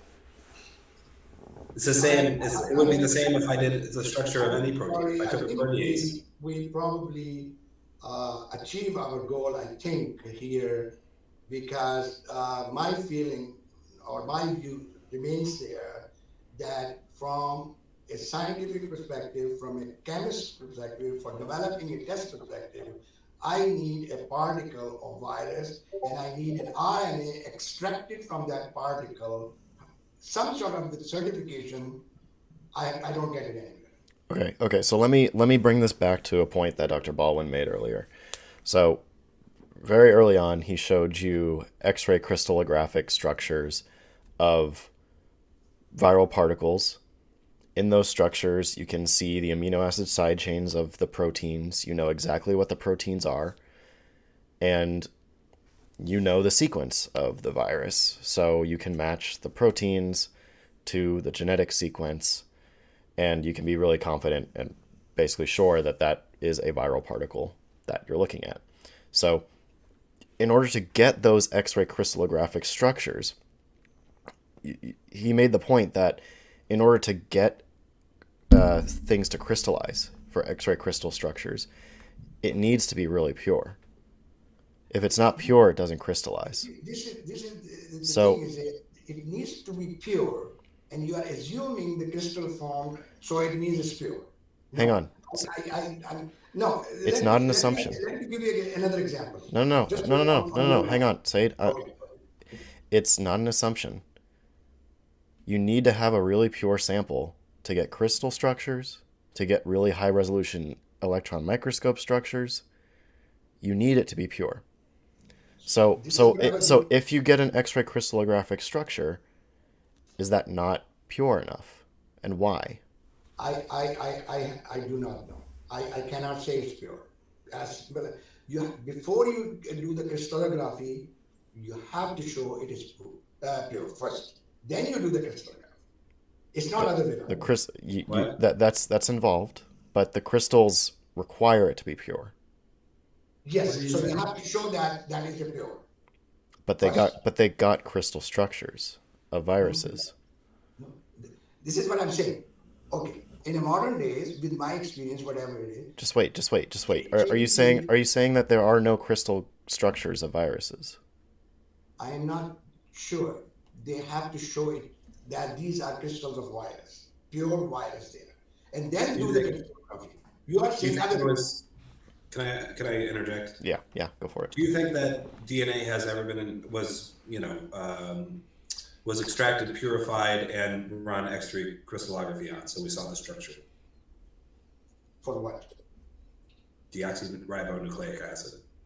No, for what? For DNA of what? For deoxyribonucleic acid, for anything in the world, Just the molecule, not specific just the sequence. molecule. I have no idea. Probably yes, but I am not concerned about that. I mean, it's just it's fundamental history of science and understanding DNA and functions. I mean, we're talking Nobel prizes and You see, let me explain with another example. What I'm saying is my experience, my focus is on SARS-2. And CDC shows the electron Okay, microscopy, okay, but and with the arrow they say, here it is the virus, because we extracted it, we did the certification, we did all the culturing, and here is the, but for you people, it might be enough. But for me, it's just the labeling with an arrow, some dots. I don't think you. Okay, so so then yeah, do you want to go so over then the? structure of the DNA molecule was not enough either. You don't know. You don't know what the structure of No, the DNA structure of of DNA DNA, is. no question, no question. It's I'm no not, question. So why is it It no was the question? same techniques. I'm not questioning the structure of DNA. I'm saying make sure, I want to make sure that DNA or RNA is coming from the particle. That I So want to so say. so so I'm just going to redirect this again. Dr. Baldwin's point is that to get the crystal structure of DNA, it needed to be pure, right? And we got the crystal structure of DNA. We also have the crystal structure of whole viral particles, and those also need to be pure for it to crystallize. So if you Yep. so if you're saying there's no question with the DNA You are, structure, why is there in, question with viral particle structures? in my way of saying, you are going other way. I'm saying, you are saying, here is the crystals. It means what we did the crystallography has to be pure. No. From my perspective, first you have to show the thing is pure, then you take to the crystallography and study the structure of that molecule or particle. That's It's, done. it's That's opposite. It's opposite. crystallographers understand they need pure substances in order to get crystals, so they do all they can to purify what they're trying to crystallize before they try to make crystals. And again, at this point, you are just cherry picking. You're saying, I'm going to deny the crystallography that was done on tobacco mosaic virus, and I'm going to accept the crystallography that was done on deoxyribonucleic I acid. am not, neither I'm saying that, and neither I'm believe that, and neither I'm denying what you are showing me. What I am saying is, before you go to crystallography, you have to establish 100% that your compound, your crystals are pure. And what's going to happen if it's not pure? Here's the I have no pictures. idea, depending on the compound, You're not depending going to on, get crystals is the answer. I, Yeah. I don't know. You can have things with co-crystals. There are plenty of examples of co-crystallizing things. Not You in can have crystals not of, not in complex Not in molecular biomolecules. biochemistry. I Not think in the issue is that you do analytical chemistry on compounds, molecular compounds, and you're applying that to larger protein structures, and I don't think you have any basis in that. It seems you realize that that's fair the enough. biochemistry requires That's you. specific So techniques beyond that's fair just enough. Your compound molecular. conclusion that, and this is how, believe it or not, 3 years ago, and I was the first one to declare that the virus is not there based on my side of the story. Yeah, but Now, doesn't pan out. Nothing on your side of the story pans out. I can okay, see everything from start to finish, right? Of what I'm showing you on where we had it, what fraction we had it in, where it is. We've identified it and characterized it on each protein level, and we've identified and characterized it on an RNA level. What more do you want? that's what I'm saying. I started with the thing. I said, please define things first. What is virus? What is isolation? What is purification? Done, Okay. done, Have we done. not defined that, Dr. Wilson? Isolate virus. Thankfully, you agree. Virus means particles containing RNA with Or protein. DNA? Yes, or DNA. Yeah, with code of proteins. And then we have isolation. Where is that particle isolated? I need that particle, dry particle, in somewhere which It is does. roaming around in the air. But I don't need that. I can visualize it through Okay, electron microscopy and yeah. through X-ray crystallography. So, That's if you don't need it, that's fine. But my but then friend, what are you going to do with that? What beyond that are you doing with that? You're doing the same sort of chemical characterization and coming to the exact same evidence that we're showing you currently. Yeah. So can I'll go back to a question I asked earlier, Saeed. Um, let's say you have what you want. yeah, What biological assays would you do on it? And I can ask this question to Dr. Baldwin as well. What biological assays would you do on it in order to characterize it? your background suggests you will do bioassay. No, no, My no, background suggests I don't have to do bioassay. no, Saeed, I have, Saeed. I will do a simple, quick method I, development. I'm asking for just direct answers, okay? Yeah. Don't say that you're not an expert. You write about this stuff online. You're the expert Yes. tonight. You're the expert tonight. Yes. So Yes. say what you would do if you have That's what that I'm in trying to hand. say. What That's what I'm saying. what I'm biological not going to assays? do. No, I'm say not going to do bioassay. you're not going to do. Bioassay. Stop, I'm sorry. stop. You're not going to do biological assays on No. a biological sample to figure out what's in it? No, there's no biological sample there. They are already been tested. They have already been done from you people, and you say it has all the activities. It has a virus, and here is the virus I'm giving you. I I take over that. I just I take need over that. I just need a direct answer.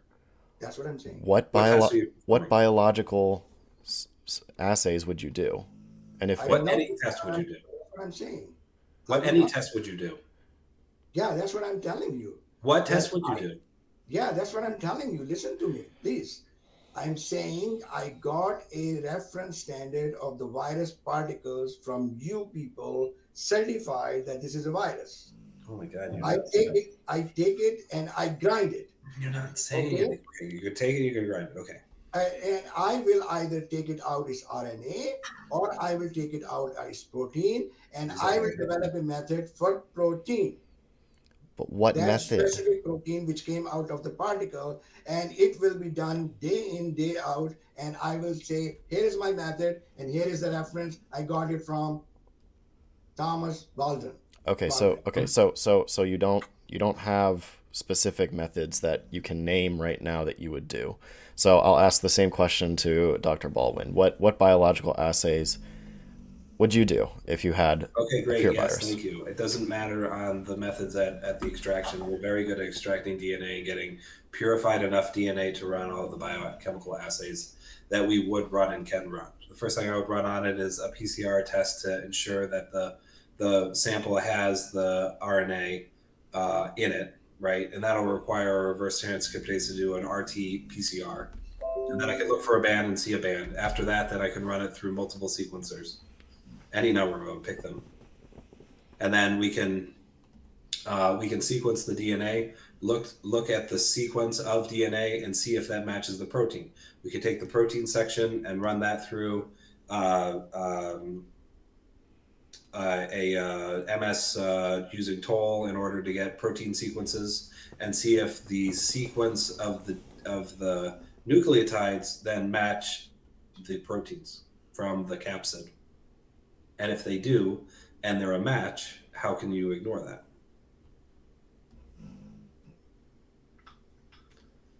Dr. Qureshi, how can you ignore the fact that you have a sequence that predicts the The reason protein? I'm ignoring it is because you don't have the reference RNA I don't. from the particle. What is your explanation of the sequence Okay, from that's a the long genome? topic. Maybe we'll talk about. You are not doing sequence here, by the way. You are assembling it. No, Well, no. Sequence At can this point, only be done. See, assembly requires sequencing. mhm. no. That's completely different. And I'm sorry, the literature is really very bad on it because sequence can only be done if you have a complete RNA of the virus and you break it up and you make sequence of that one after another one. But what you are doing is PCR is actually just make a little piece and piece and then multiple pieces and you try to put it together to come up with some structure because we don't have the original RNA from the virus. It's just your assumption that you are reaching towards the virus. No, Okay, Dr. if you Baldwin, want would to do you? sequencing, you have to start from the virus, extract the RNA, do the sequencing of that, and then you will confirm. I will go with you with that. Okay, Dr. Baldwin. Nothing, Dr. Baldwin, nothing about this assembly business. Dr. Baldwin, would you like to explain how next gen sequencing works? Yes, I would love to. Just give me 1 second. Sure.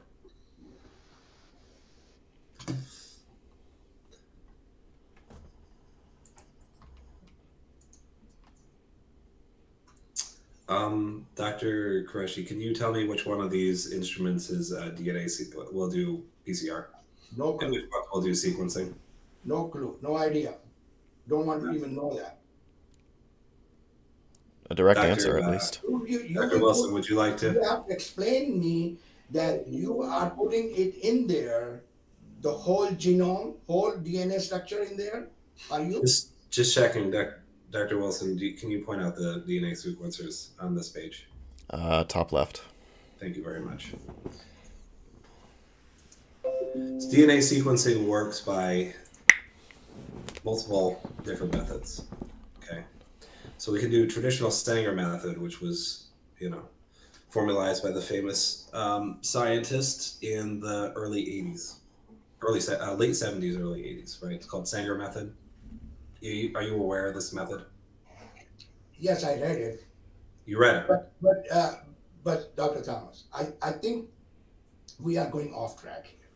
I, I th- I mean, we're It's right at the heart of it. not, it has nothing to do with virus or virus isolation identification. So see, Okay, I will so say, you haven't convinced me yet. You haven't provided me any evidence that virus particle is available, purified. I think that is probably we got our conclusion. it is, We but agree or not sequencing, agree, that's fine. Said, But from my Said, perspective, this is please. yeah.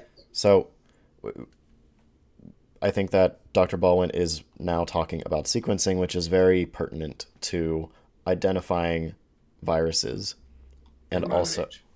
sorry, In the modern age. yeah. So Yeah, it is relevant, I, and I, you and I'll point out that you talk about I'm sorry. I'm again saying to you, it's not relevant from our discussion Well, because sequencing can only be done if you have the whole DNA, RNA of the virus particle, and that cannot we have until we have the pure virus, and Dr. until then, Qureshi, I have I a haven't question for heard you. anything where I can get the pure virus. So I think we should stop here, please. so I'll clarify again that sequencing is very relevant here.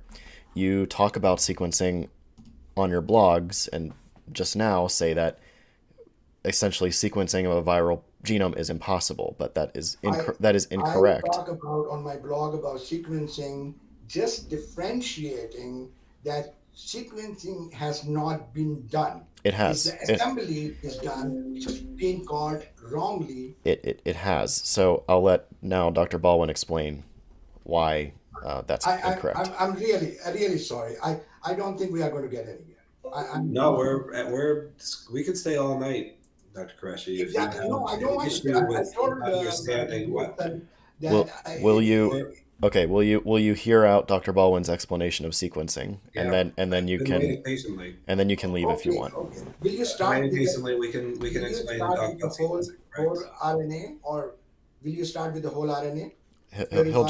just start. There are multiple. You can start with RNA sequencing because it's an RNA virus from any point and detect it, right? Just like I can No, detect. please tell me. Are you going to start from RNA, whole RNA Yes, of and how do you a know simple. that this RNA is came from the virus? Did you isolated the virus? Right. You can isolate the virus, Did which you has all. purify the virus? Hmm. From that purified virus, you extracted the RNA. Yes. Where is that? Okay. Let's look it up.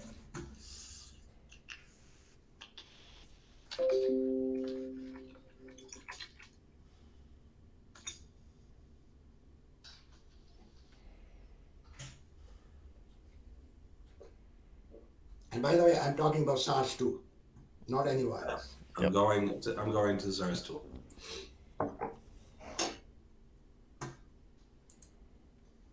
So here they've done a sucrose crush, extracted, isolated the particles, and then ran an RNA sequencing analysis on the purified particles. It says it down here. Hmm. What is that? You can see my paper. What's up here? Okay, just checking. Yeah, we can see it. So it's in the sequencing section. Sequencing of RNA? Hmm. Yeah. Complete? Yeah, complete sequencing of the RNA. Extracted from the isolated purified virus? Hmm. Hmm. Yep. Hold on, I What can are read you it for talking about? you. Data sample collection, spike sequences, Western blot. Are you looking for the in situ Yeah, I was paper? looking for the. I know that they did. I I think know you that they did direct sequencing from the sucrose crush because they found that interesting phenotype with the spike protein. that paper is in situ Oh, structure. If you oh, am I on the wrong paper? I Am I think on so. the? If you go back, if you click Yeah, back, yeah, you're right. I did. My bad. In situ. it's actually EM Omicron uh spike. no, just type in situ in the search bar and it'll add that and it'll show up.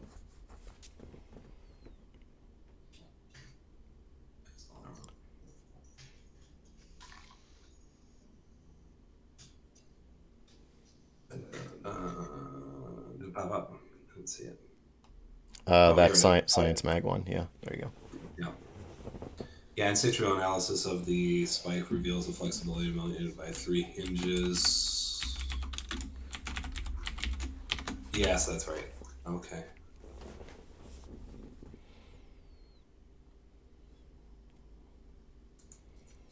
And then their methods are the supplemental methods. But anyway, they say that they ran the sequencing analysis.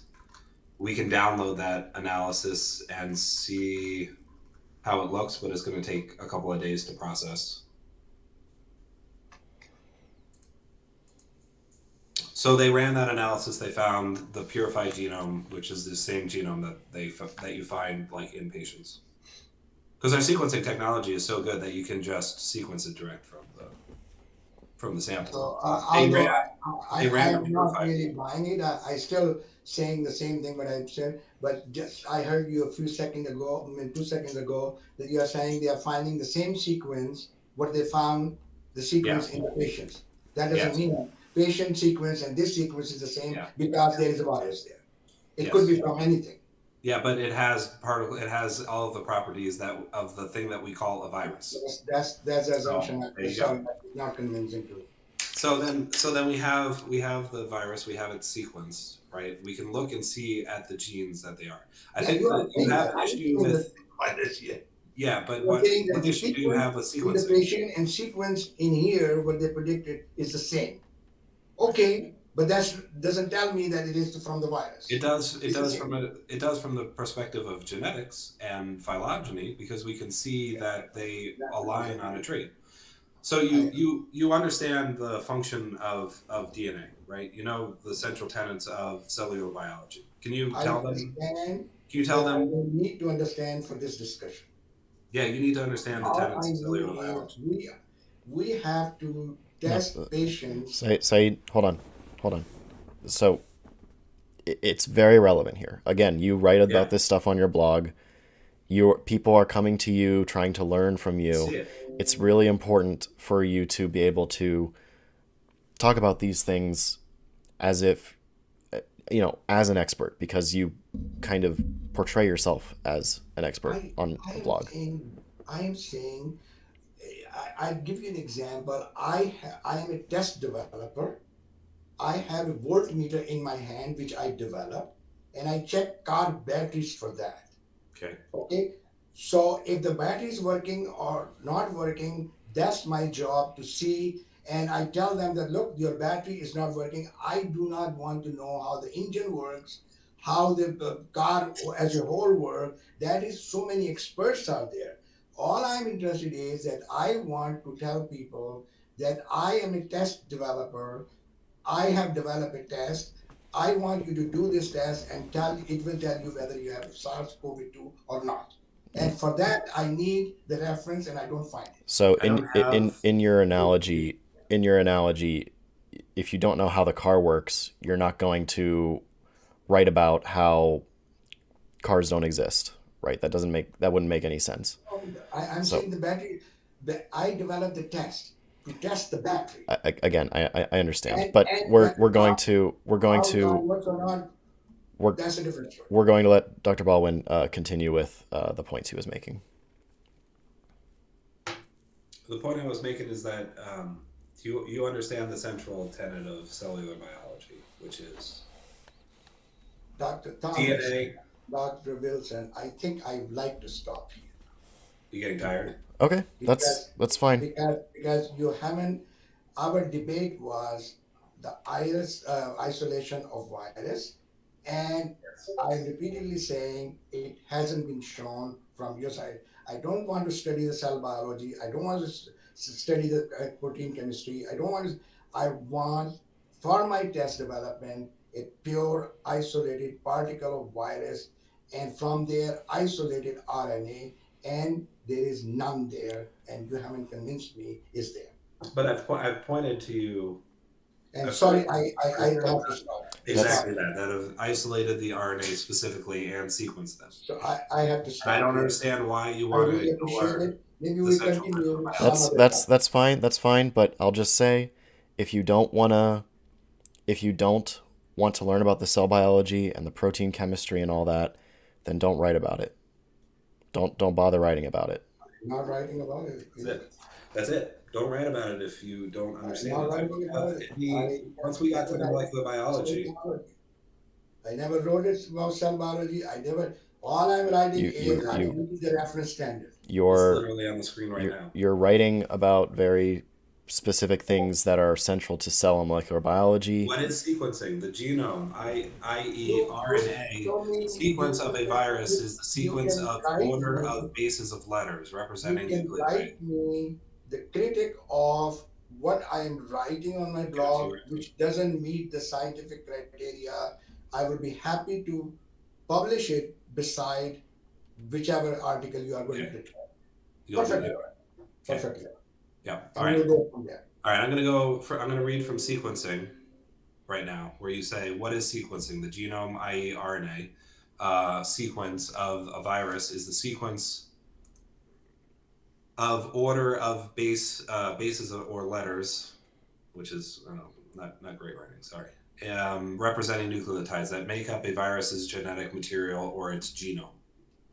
If you were to write down the genome size of a particular coronavirus, it would be a series of about 30,000 letters. Okay.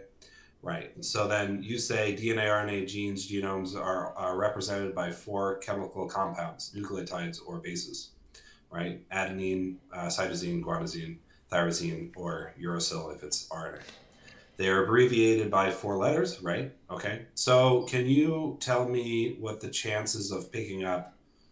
Can you do that math? Can you tell me what the chances of picking up 4 random nucleotides are? Not relevant to me. Not I haven't written about the chances or the So, probability of well, this. it's quite interesting. I'm surprised that Is you it is don't. it is it not correct that there are four combination permutation of four letters? There are. That's not the They are. It's contention. correct. That's So all I. What I'm saying is permutation, combination, or probability. I'm not going there because I'm not done yet. Sequencing means I'm reading your script. Sequencing means learning and determining experimentally the extracted sequences order of the building blocks, the letters that make up the RNA molecule. It means one has to have an RNA and its sequence is determined by chopping nucleotides piece by piece. However, as described above, the virus is not available, and its RNAs cannot be available either. Therefore, the sequence is not possible. exactly. But that's not true, because if the sequence is therefore there, right, then the virus was available. But that's what I'm saying. The sequence is not available because Sequences, the virus. there are millions of sequences. There are absolute millions of sequences. We can track Yeah, entire but lineages of not SARS-CoV. the SARS virus, not the SARS virus. Well, what is that? What is it from? What is the I have no sequence from? idea. You just picked one We of those, do. and which We do. no. We don't just pick things. I think you are off track here So, completely. like I was saying before, if you line up 4 sequences, you have a 1 to 4 chance each time, right? If it took me a second to align randomly Except that what you are telling me is not 20 sequencing. base pairs, it would be the physical heat death of the universe in terms of when that random chance would apply at just 20 base pairs. Okay, because it's logarithmic. All right, so we have sequences that do not align randomly. Sequence learning and determining experimentally the expression. Therefore, we have not possible sequence. Hence, this is From not my been perspective, done. Saying it otherwise is incorrect and deceptive. We have those sequences. They've come from the viral particle. I've showed you the paper where they came from the viral particle. from my Right. perspective, What is done in assembly and building short nucleic acid chains opposing the sequence based on preconceived templates called primers? That's not how sequencing works. Do you understand that?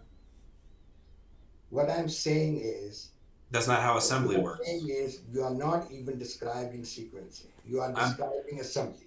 right, but this is wrong. This is not how assembly works. And I am not talking about, for me, sequencing is not there. You showed me sequencer, and I'm saying, doesn't matter.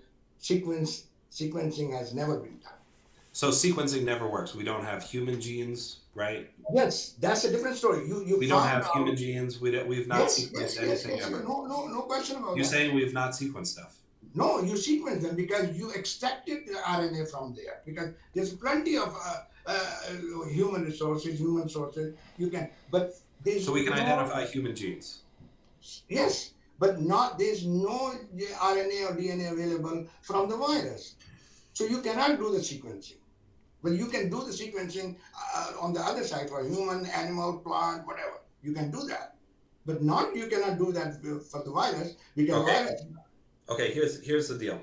If I put human material of some sort in a blender with plant material, and I pulled out the RNA from that and I sequenced it, do you think I could line up the human genes and the plant genes?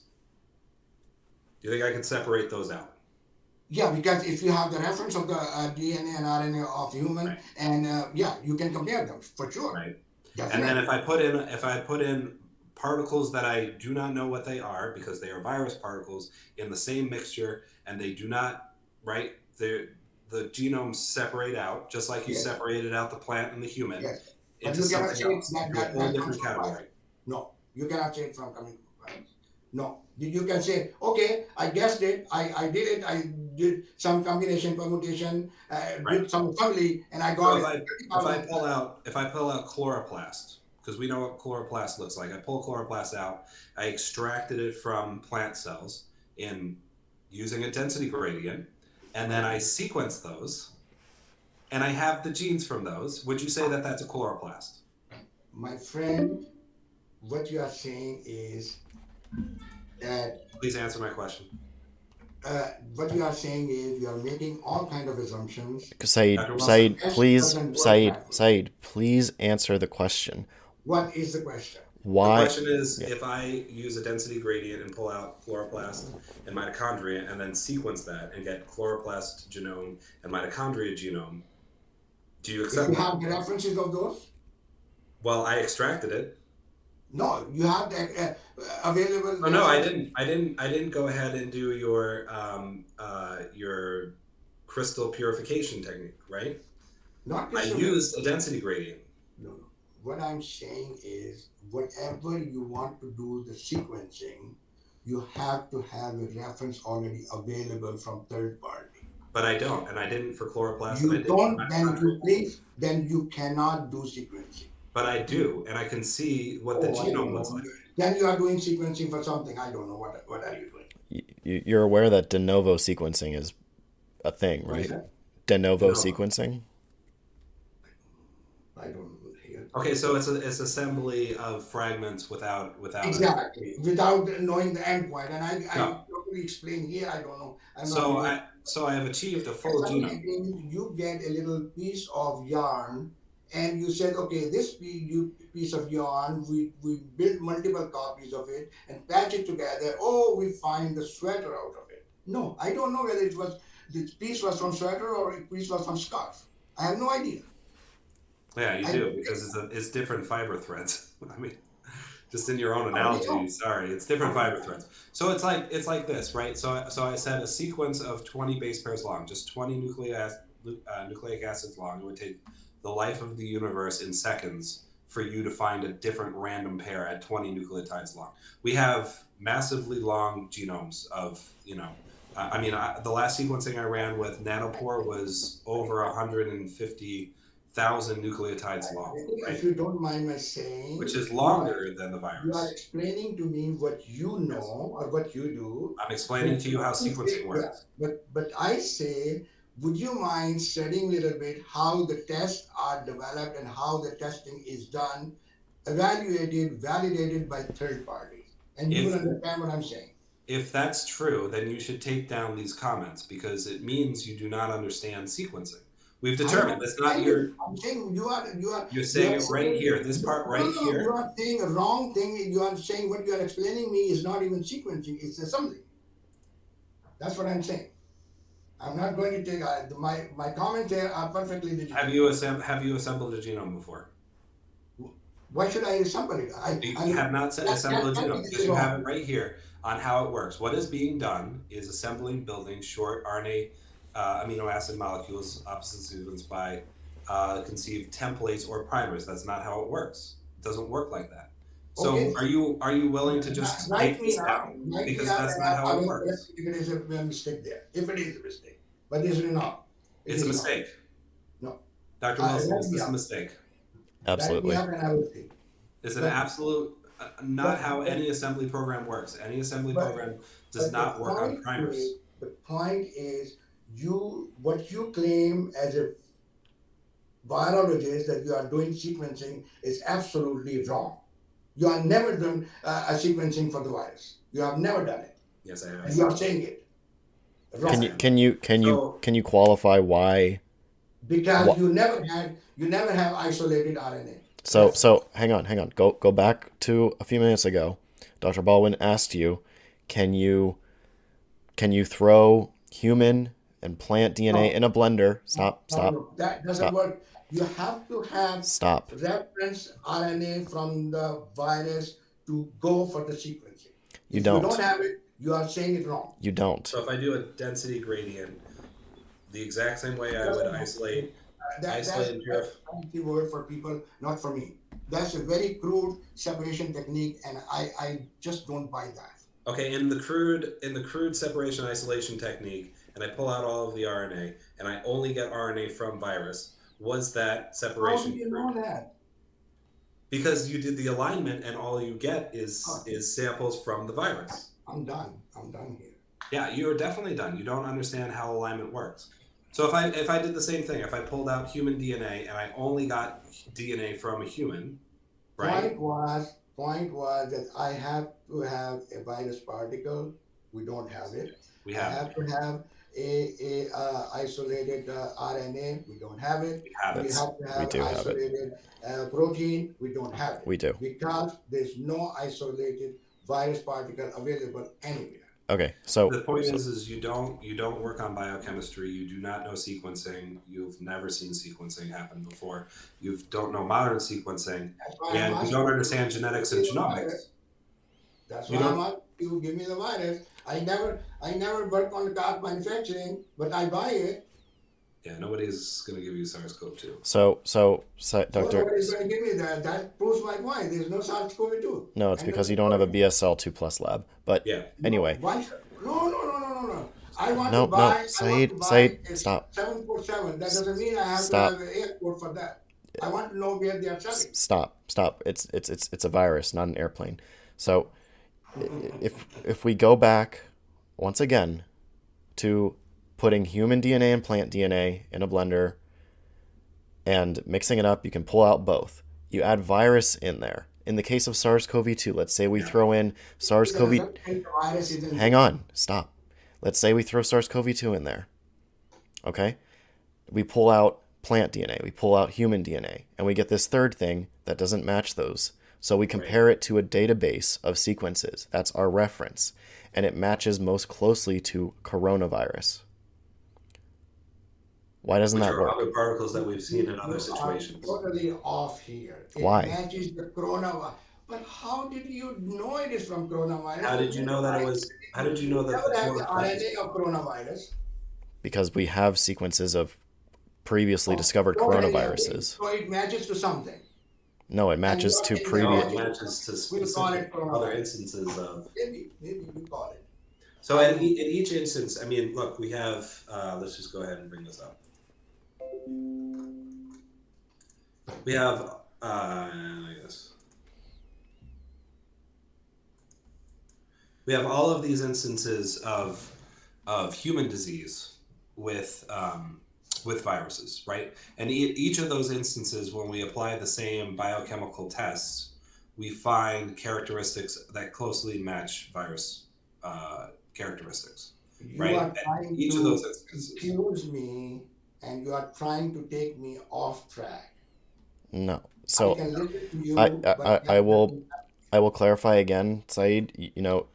We established over email before this started. I clarified to you that sequencing is absolutely on the table because it's part of isolating and characterizing a Yeah, virus. I heard that. But what I'm saying And is that's what we're that talking about sequencing now. is on the table, but it's not relevant here, what you are trying to explain to me. It is. You can keep on explaining the sequencing, you can keep on showing me the sequencer, but until and unless there is a reference sequence of RNA extracted from SARS-CoV-2 virus, it's really no point. It has no value. It's available on PubMed. You can see the reference. Oh, I don't know. I asked you. Nobody Right. can do that. Yeah, you don't do any sequencing. You've never done an alignment. You've never done That's sequencing what I'm at our saying. level yet. That's what And I'm what we're saying. I showing you and telling you do is that the that, and I don't sequence. have to do it. I need Yes, to you do. get it from you people. Yes, you do. You don't have an explanation as to what the sequence that we have found in all of these sick and infected people, right? What that sequence is or does, and why that codes for specific proteins which have specific lock and key mechanisms to human cells, I right? heard you. I heard you. It doesn't make any difference. It is not relevant. It's absolutely relevant. Let me show you why it's relevant. Let me show you why it's relevant. I'll show you why it's relevant right now. So we've jumped ahead to where we can fully sequence the virus. In tobacco mosaic virus, it's a short sequence. It's By only the way, six you don't thousand nucleotides long. you don't sequence virus. You sequence either protein or RNA. You can't. Mm, The meeting's going to end in under a minute, by the way. Yeah. So I think we should stop here, And The endpoint here there would be is another way where I I would have have prediction in the to, genome. The endpoint here, sorry, doctor, hold on. The endpoint here is how predictive the genome is that if I tag any one of these ORFs, which are protein, in the genome with a fluorescent tag, I will see. Oh, man. Oh, yikes, dude. Okay.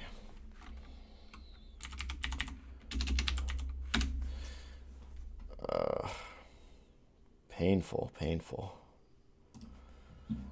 Uh,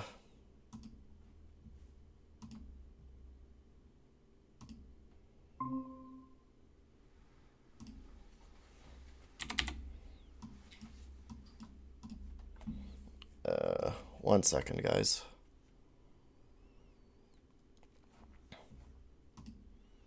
I'll get at least Dr. Baldwin back in here. Let me just take this over here. Just so I don't give out Dr. Baldwin's email. There we go. All right. Cool. Yeah, it kind of hit a wall there. It's just, he's just denying. Like, that's what it comes down to. He's just denying, denying, denying. Yeah, it's to be expected with virus deniers that they're going to be, it's going to be kind of futile. Oh, okay. One sec.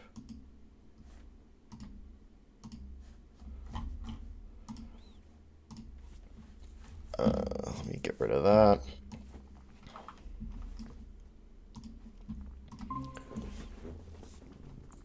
All right. Okay. Did you invite him again? You did? Yeah, Okay. He's probably not going to join. that's fine. And my last comment was that with the sequence we have predictability, because the central tenet, which I'm not certain that he understands or knows of, is that DNA goes to RNA, RNA goes to DNA is transcribed into RNA, RNA is translated into proteins. Mm-hmm. And that prediction with the codons allows us to do things like tag the genes in the virus, which we can now see visually with fluorescence. That's the power of it. That's what allows the genomes to. Right. Yeah. And we can do that with any virus, really. Yeah. Yeah. Yeah. We can show the other one with SARS-CoV-2. Yep. Yeah. I don't understand the concept that they lack of, like, oh, well, if we do this in vivo in cells and we see infectivity of the virus in the cells, why that's not translatable to humans or full animals, right? Or then we show them that and they seem to go somewhere else. Yeah. I mean, he was just like, he's just denying at the end. Like, he was just saying no. He didn't have an explanation. He didn't have reasons. And then he doesn't want to go into the biochemistry because he doesn't understand any of the biochemistry, it seems like. That's the thing for me. I mean, he started it by saying, like, you told him that you're going to educate him. He was like, okay, I will be here to be educated. And then he's like, I don't want to learn about biochemistry. I don't want to learn about cell biology. Like, those things are really kind of important to virology. Right. And all of cellular biology and all of bacteriology, Yeah. all of mycology, it's just, I don't know. It's like, it's just saying we can't look into the cosmos because I can't trust Galileo's telescope when we're already like rocking, a James Webb Space Telescope looking at things. It's the difference that I feel. He's like, you can't sequence things. I'm like, bitch, I fucking sequence so much more than this. Yeah. So much more complicated genomes than this. Like Yeah. I said, we're rocking we're rocking 150 base pair lengths in nanopore. On average, it's like holy cow. I mean, we've broken, well, maybe not on average. On average, it's more closer to 50K B, but that's I mean that's unheard of decades ago when we were still in grad school. Sequencing was a huge project.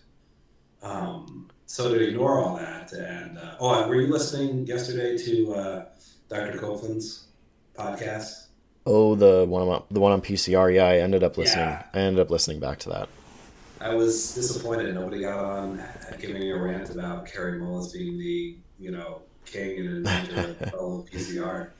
I was really hoping that would come up. Yeah, it wasn't super like dumpster fiery, but this was. No, well, that's because they're not coming on. They know that he gets.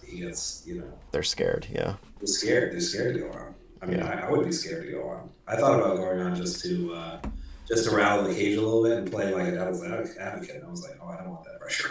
right, right. Okay. So anyway, but one of the guys, I don't know if you heard it, but one of the people asked if, because he was like a mechanic, if there was some sort of optical sequencing that was done. And I think Dr. Copeland had mashed up nanopore and PacBio. So he Hmm. said like that you got to write that as a permeable membrane for nanopore that the sequence pulls through, but it's not fluorescence or optics that read that change. It's like a voltage change across the pore, Hmm. and that voltage change is then associated with one of the sequences, one of the base pairs. Yep. But that sequence is that base pair is influenced like 4 or 5 base pairs up and 4 or 5 base pairs down on the sequencer, on the Hmm. sequence, right? When it's reading through the pore and it's getting pulled through. Hmm. So if you haven't done a lot of nanopore, when you get the file extracted after you're done, it's a ginormous file. Yeah, It's a yeah. really, really big file. It's called a FAST5 file, Hmm. and Yeah. it uses an algorithm in order to, and they needed like a certain number of users in order to improve that. That's why their numbers improved so much. Hmm. And then they used AI to figure out like, okay, well, this signal means this is the base pair here. This is the base pair going up and down on the sequence, right? Hmm. Further confirming it. It can even do things like methylation changes. Yeah, yeah, yeah. I did a summer internship at UPenn one year Yeah, when I was an undergrad working on nanopore technology. It was like yeah, totally outside of my comfort zone, but somehow I got this internship working in a physics lab, uh, nice. doing like chip fabrication and making nanopores. And yeah, it's like you start running the nanopore sequence essentially, and you get a trace which tells you the ionic flow coming through the current. Right. And yeah, as you're saying, each base is a different size and shape, and as each base goes through, it's going to block the flow a particular way. Yeah. And we know the signature of all the different letters, so you just get a trace of these peaks that all correspond to different bases. And yeah, it's really cool. Yeah. Yeah. And the new feature that I thought was really cool. I haven't used it experimentally yet, but so they can cancel a pore, right? You've heard this. They Cancel a can pore. yeah, so they can send a signal to the pore that like opens it up and aborts the sequence Oh, coming is through. are these Pull throughs. is this like with a biological pore? Right. Gotcha. Right. Right. So it's a biological pore that they can send a signal to, which will then pull the sample through the pore. So what happens is like they can do a really rough, quick, um, you know, defragment. I forget. It's like a Fourier transform defragmentization where they do the transfer, where they do the signal calling. Hmm. So there's a longer version and a shorter version. The shorter version is now fast enough that they can read it and say, "Oh, you've taken like a metagenomic sample, and this is human DNA, and you're not interested in sequencing the human DNA." So when it goes through and it reads it as a human DNA sample through the next couple of base pairs, it shuts that off and allows that pore to free up for the other samples. So you can actually do like a level of selectivity. That's pretty cool. That is That's pretty awesome. cool.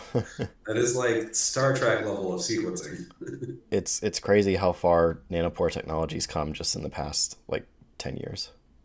Oh, it's nuts. It's nuts. PacBio along with it, it's pretty good too. Yeah. But you get the longer reads. Like you have to be really careful. Like we do all of our extractions in a cold room and on ice. And there's like a spooling method for DNA extraction. I've not done it before. Have you? A what method? It's a spooling method where you basically take like a really long, thin, stretched out pipetter. You flame it and you pull it and you make it a really long, thin one, and then you can basically go into the tube and like spool it up like it's a little spool, so you can spool the DNA, Oh, okay. and Uh, then uh, it's very delicate. And then if you put that in, you get way longer reads. Interesting. Okay. Yeah, Yeah, no, I've never done it that way. I just do the classic like slice the cells open, yeah, um, extract it with the buffers, and spin it down. yeah. Um, That's all you need, and you get perfect frame and perfect views.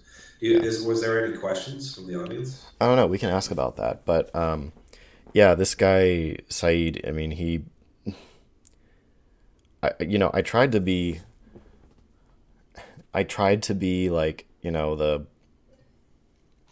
um, non-participating moderator at the beginning. Mm, But right from the first question I asked, I think, just like, okay, what methods would you each do? It just kind of started falling apart there, you know? Um, like he just wasn't yeah. going to give a direct answer. And that's always frustrating for me whenever people just will not answer a question directly. Well, if Um, I was not answering the question, any of his questions directly, I think I would. You would just call me on that, yeah. right? I don't think there was any question I didn't answer of his that was not direct to the point. My point was that some of these methods would work biochemically, but would destroy the sample, which is not what, because then his next step is like, oh, and then you Yeah. have to show that to be infective. Once you've pulled the RNA and the DNA apart, then you have to show that that's infective. It's like you just pulled the RNA and DNA apart. So how are you going to show that it's infective? You just denatured it. Yeah, I just his whole thing about drying it out, like if your if your virus is lipid encapsulated as well, Right. if it has a lipid envelope, it's dead. It's not Yeah. going to work. It's not going to You, infect. you can Um, probably it will certainly you can crystallize tobacco mosaic virus and then resolubilize it, and it'll still be infective, mm, but it doesn't have a lipid bilayer. right. It doesn't have Yeah. a lipid layer. Yep. Yeah. Um, Are there im- people on, or is it im- just us talking? no, there's people on. Oh, Imagination Scene asks, what did Said mean by check the background of the tests, or how are they developing? Has he written anything about this, or just came up with it now? Um, I have his I think stuff here. I think he means the question is asking about validating experiments. Yeah, I mean, for example, every PCR uh, test done in an accredited lab for COVID PCR, for example, they have to all be validated and qualified before being allowed to accept samples. And the qualification usually involves multiple analysts, usually involves a contract research organization also doing the tests. And once it's validated, it involves, a standard or a positive in some way. And that's reference material. It's just the genome of the virus that you add to certain wells of your test, and then that gives you a readout that is used to validate the specific run that you're doing. Like if your positive control or your standard curve doesn't turn out, then the whole assay is invalid and you have to redo it. Right. So that's all done commonly. So And repeatedly. yeah. Gigi says well done. Thomas was stressed and stumbling a little bit, did well. I think you did well. Oh yeah, no, I mean, I didn't prepare for this. I just went to yoga and came back and started doing things immediately. So. Mm-hmm. No, I think you did well. I think it was perfect when you brought up the the throwing plant DNA and human DNA in a blender, mixing it up, and being able to separate it with sequencing. Yeah, and then he said yes. He agreed to that, realized, and then oh, oops, I've made a mistake because Yeah. now I said that you can have a mixture and separate things. right, which was in contrary to what he said before, because he said you have to purify the RNA first. Right. So that was that. I think that was perfect. Well, sorry, Gigi. I'll do better next time. Neo Joe, super chat. Dr. Wilson, thank you for all you do. Have taught me a lot about these grifters' awful arguments. Thank you. I really appreciate that. Yeah, that's the goal, right? To show that these people are grifters and that they really don't know what they're talking about. And I think that's what happened tonight. When asked to discuss biochemistry and cell biology and molecular genetics, he flat out said he did not want to. And yet he's writing about those very topics on a blog. Right. Yeah, I tried to point that out. I was like, "What's wrong?" It's like, "Hold on, I'm getting to the wrong part." Yeah. The assembly was completely wrong. It's not based on primers at all. Yeah. And like I'm not a chemist. I know some things about organic chemistry. I know nothing about inorganic chemistry. So Yeah. I'm not going to write about chemistry or make videos about it unless I really do my homework and see what the experts say about it. I'm not going to do that. It's not my field. So the fact that he's doing it and unwilling to learn about it says a lot. Yep. Imagination Science says, compliment Thomas on going through the article, and think Saeed was expecting him to bring an example at a later date so he could go. Oh. Yeah, he was trying to go for a while. Yeah, he was. We've been running long, but he ran out of script. Yeah. He was like, I don't want to go into the biochemistry because it all supports everything that you do. Everything that I say is now supported with biochemical data that he won't accept because he's like, oh, you needed to do this protein crystallization. That was wild too. Yeah. You need a pure sample in order to get crystals. You gotta, for individual proteins, you have to affinity purify large batches of it and then get the conditions just right to get them to crystallize.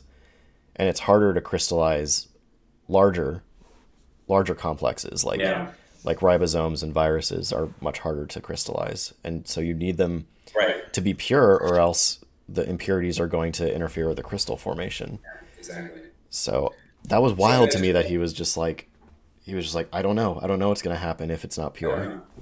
He doesn't know anything. And I just keep bringing it back as okay, we can detect protease activity like this.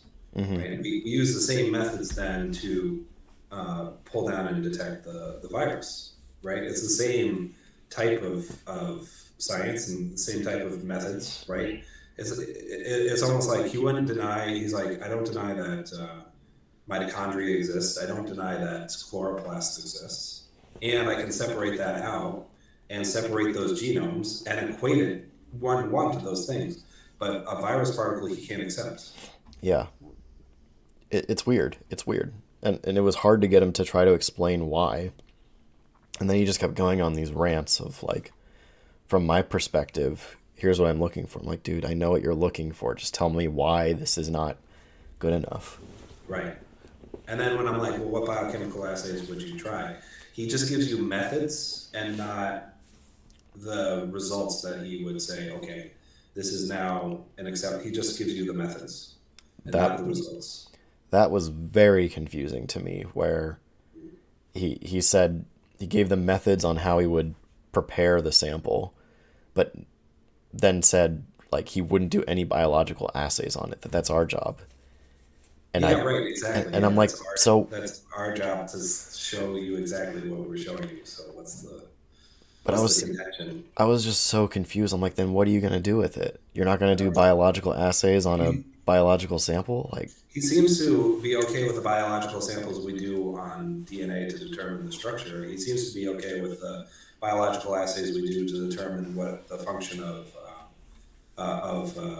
mitochondria or chloroplast, right, or any other organelle. So why do you suddenly not trust the same biochemistry that shows the presence and existence of a virus? yeah, it was, oops, it was This bizarre. guy, a grifter, I haven't seen his website, but he seems sincere. He's ignorant is not a bad thing.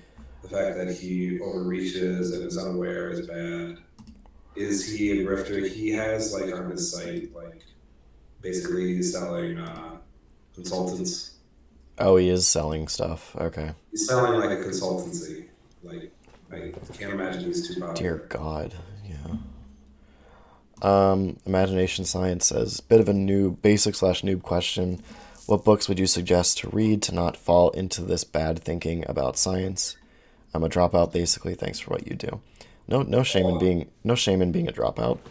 Um, Do I have? I've got a couple books I can grab. I have all my books in my office. I mean, any basic molecular biology book would do it. My favorite book is The Machinery of Life. Oh, I have that. You have that? Yeah, pull that out. Yes, here it is. Let's see what else. Do this one. Where's my science denier book? I don't know where it went. I have How to Talk to a Science Denier, but I can't find it. Oh. Whatever. My daughter probably took it out somewhere. She likes to pull things off the shelf sometimes. Yeah. Yeah, I have some. Yeah, both of your artwork that's hanging out are from Machinery of Life. Yeah, this is Machinery of Life. So good.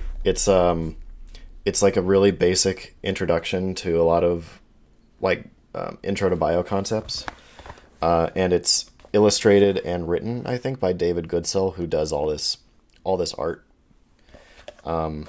Just really awesome illustrations that are based on actual structures. So, Yeah. like this book. Let me just get to the table of contents. Yeah, it goes. Oh, it has a chapter on viruses. And yeah, it just goes through like molecules in the cells, basic biomolecules.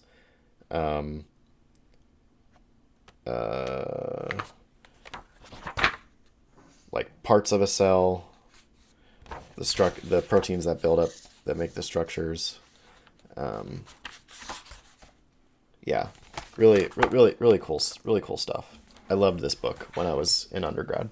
Yep.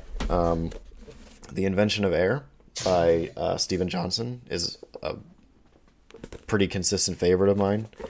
It's about the discovery of oxygen and how, like, one of the take-home messages of it is that it wasn't discovered just by a lone genius. It was discovered by, like, a lot of different people in a community working together, because science is a community. So it describes a lot of that process, and just the history of it is really cool.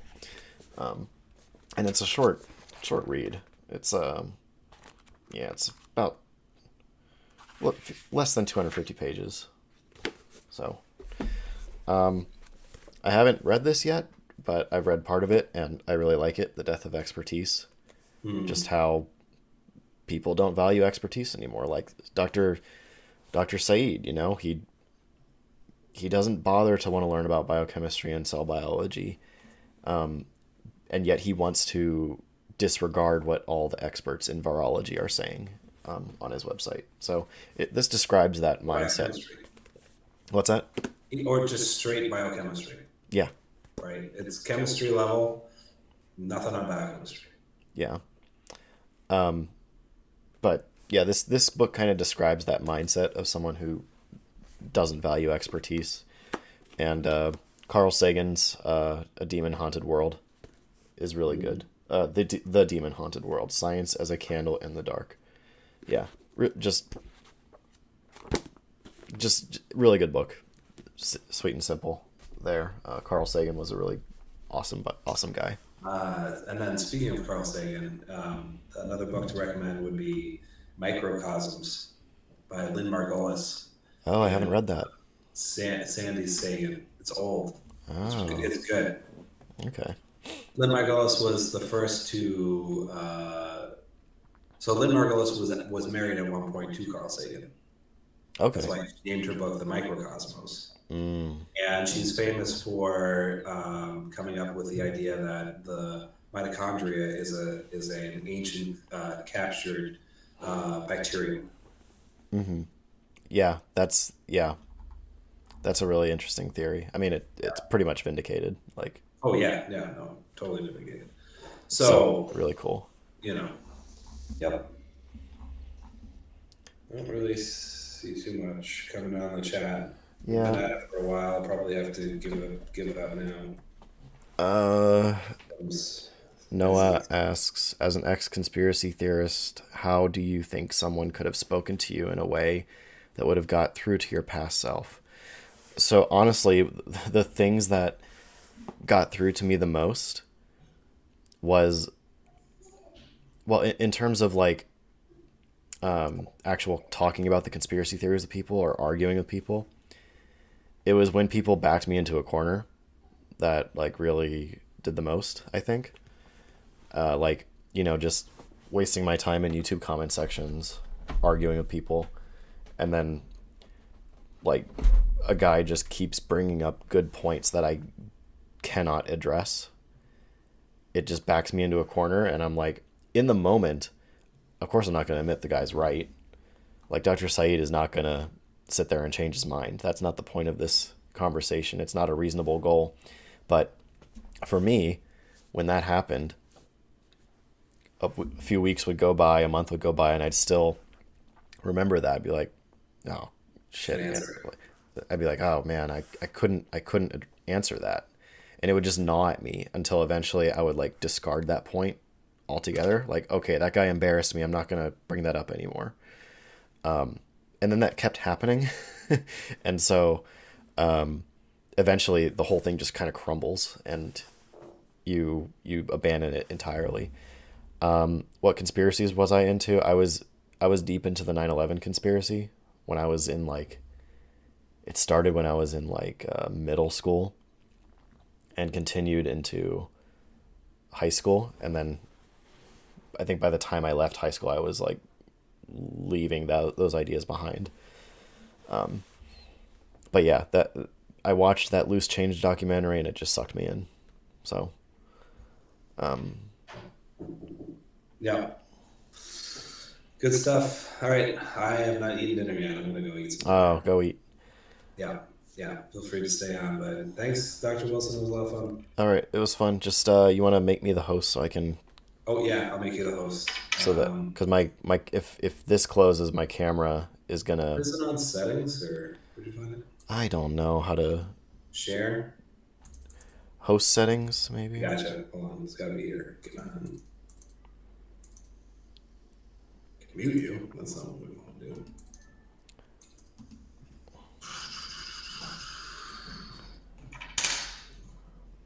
Yeah. Well, we'll keep talking while I figure host controls, right? Just host controls. Maybe that, yeah.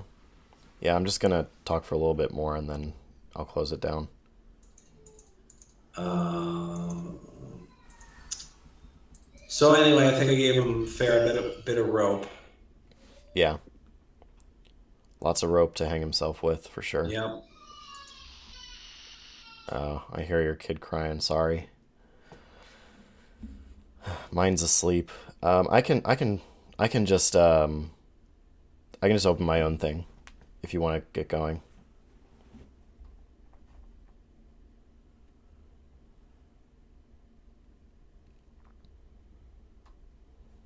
Yeah, don't worry about it if you can't get it. just can't. I keep clicking on things that seem like they should be the right way to do it, and it doesn't seem like it's there. You found it somehow. You found it under host controls, didn't you? I um I don't remember what I did. Hey man, you can get going. I know it's tough having a kid in the Oh, sorry background. about that, Dr. Wilson. Oh, don't worry. Hey man, it was fun tonight. Yep. It was great. Yep. If you find any other virus deniers who want to come on, I think this is Yep. always this is fun. Yeah, I don't think Alex is going to come back around, but that was, at least we did this. Probably not. Okay, if he wants to do another one, we could do another one. Yeah, you can get going if you need to. I'll just open a new thing. All right, let me or you know what?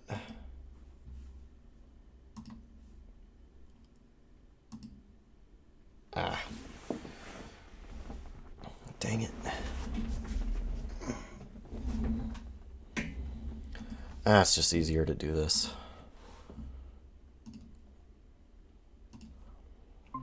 My camera is weird where if I have this meeting open, it's the camera is only talking to the meeting, and then if I close the meeting, I have to like unplug and replug in my camera, and I have to like get down under my desk and do that, and I don't want to do it. So anyway, Joe Francis, thank you for the super chat.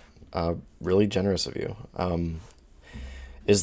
Is there / what is the difference between sequencing and isolation? So in virology, Dr. Vincent Racaniello has a video about this on his channel explaining what an isolate is. Technically, an isolate for virology can just be a sequence. So it can either be you've sequenced the virus, that's an isolate, or it can be that you physically isolated the particles, and that's an isolate as well. Because if you have the genome, that's the virus. You can like synthesize that if you wanted to. It's not that easy to synthesize all viruses, but essentially they're kind of the same thing in that context, at least. Hopefully that answers the question. Isolate can mean slightly different things depending on exactly what you're talking about, but yeah, a genome sequence can be an isolate.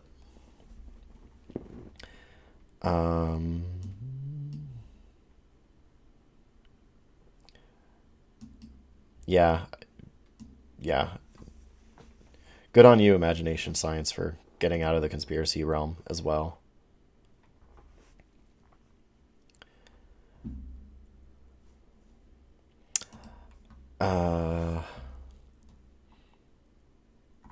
All right, so I think, yeah, Saeed couldn't really. He just didn't have answers. He did not have answers to direct questions. He did not have evidence to support his claims. Every time he was asked for evidence, he said, I don't need to provide that. You need to provide it. He was shown viral structures. He was shown genomes. He was shown proteins, and he just didn't accept any of it. So pretty much what we expected from a virus denier. But I think there's value in having these conversations because hopefully someone who used to be like me, an impressionable little kid looking at YouTube videos, and is searching for topics like this, will find this video instead of just virus denier videos, and maybe think twice before, getting themselves deeper into the rabbit hole. This debate was basically any Twitter thread I have with other virus deniers. Yeah, pretty much. Pretty much. All right. Yeah, I need to sleep too. I am very tired.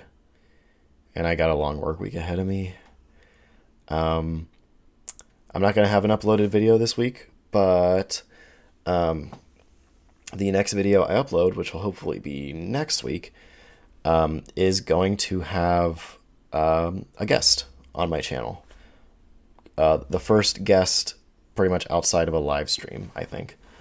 So look forward to that. It'll be really good. But yeah, thanks everyone for watching. I hope this was entertaining in a really weird way, and educational. So yeah, thank you all for coming out. I appreciate the super chats. Really, really, thank you. And oh my God, there was one super chat in the beginning. I didn't want to interrupt the stream.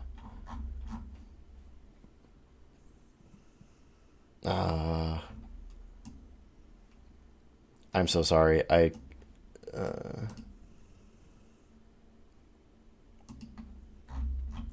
don't think I'm gonna be able to find it. But there was one super chat in the beginning. They gave me like $10. Thank you so much. I'm sorry.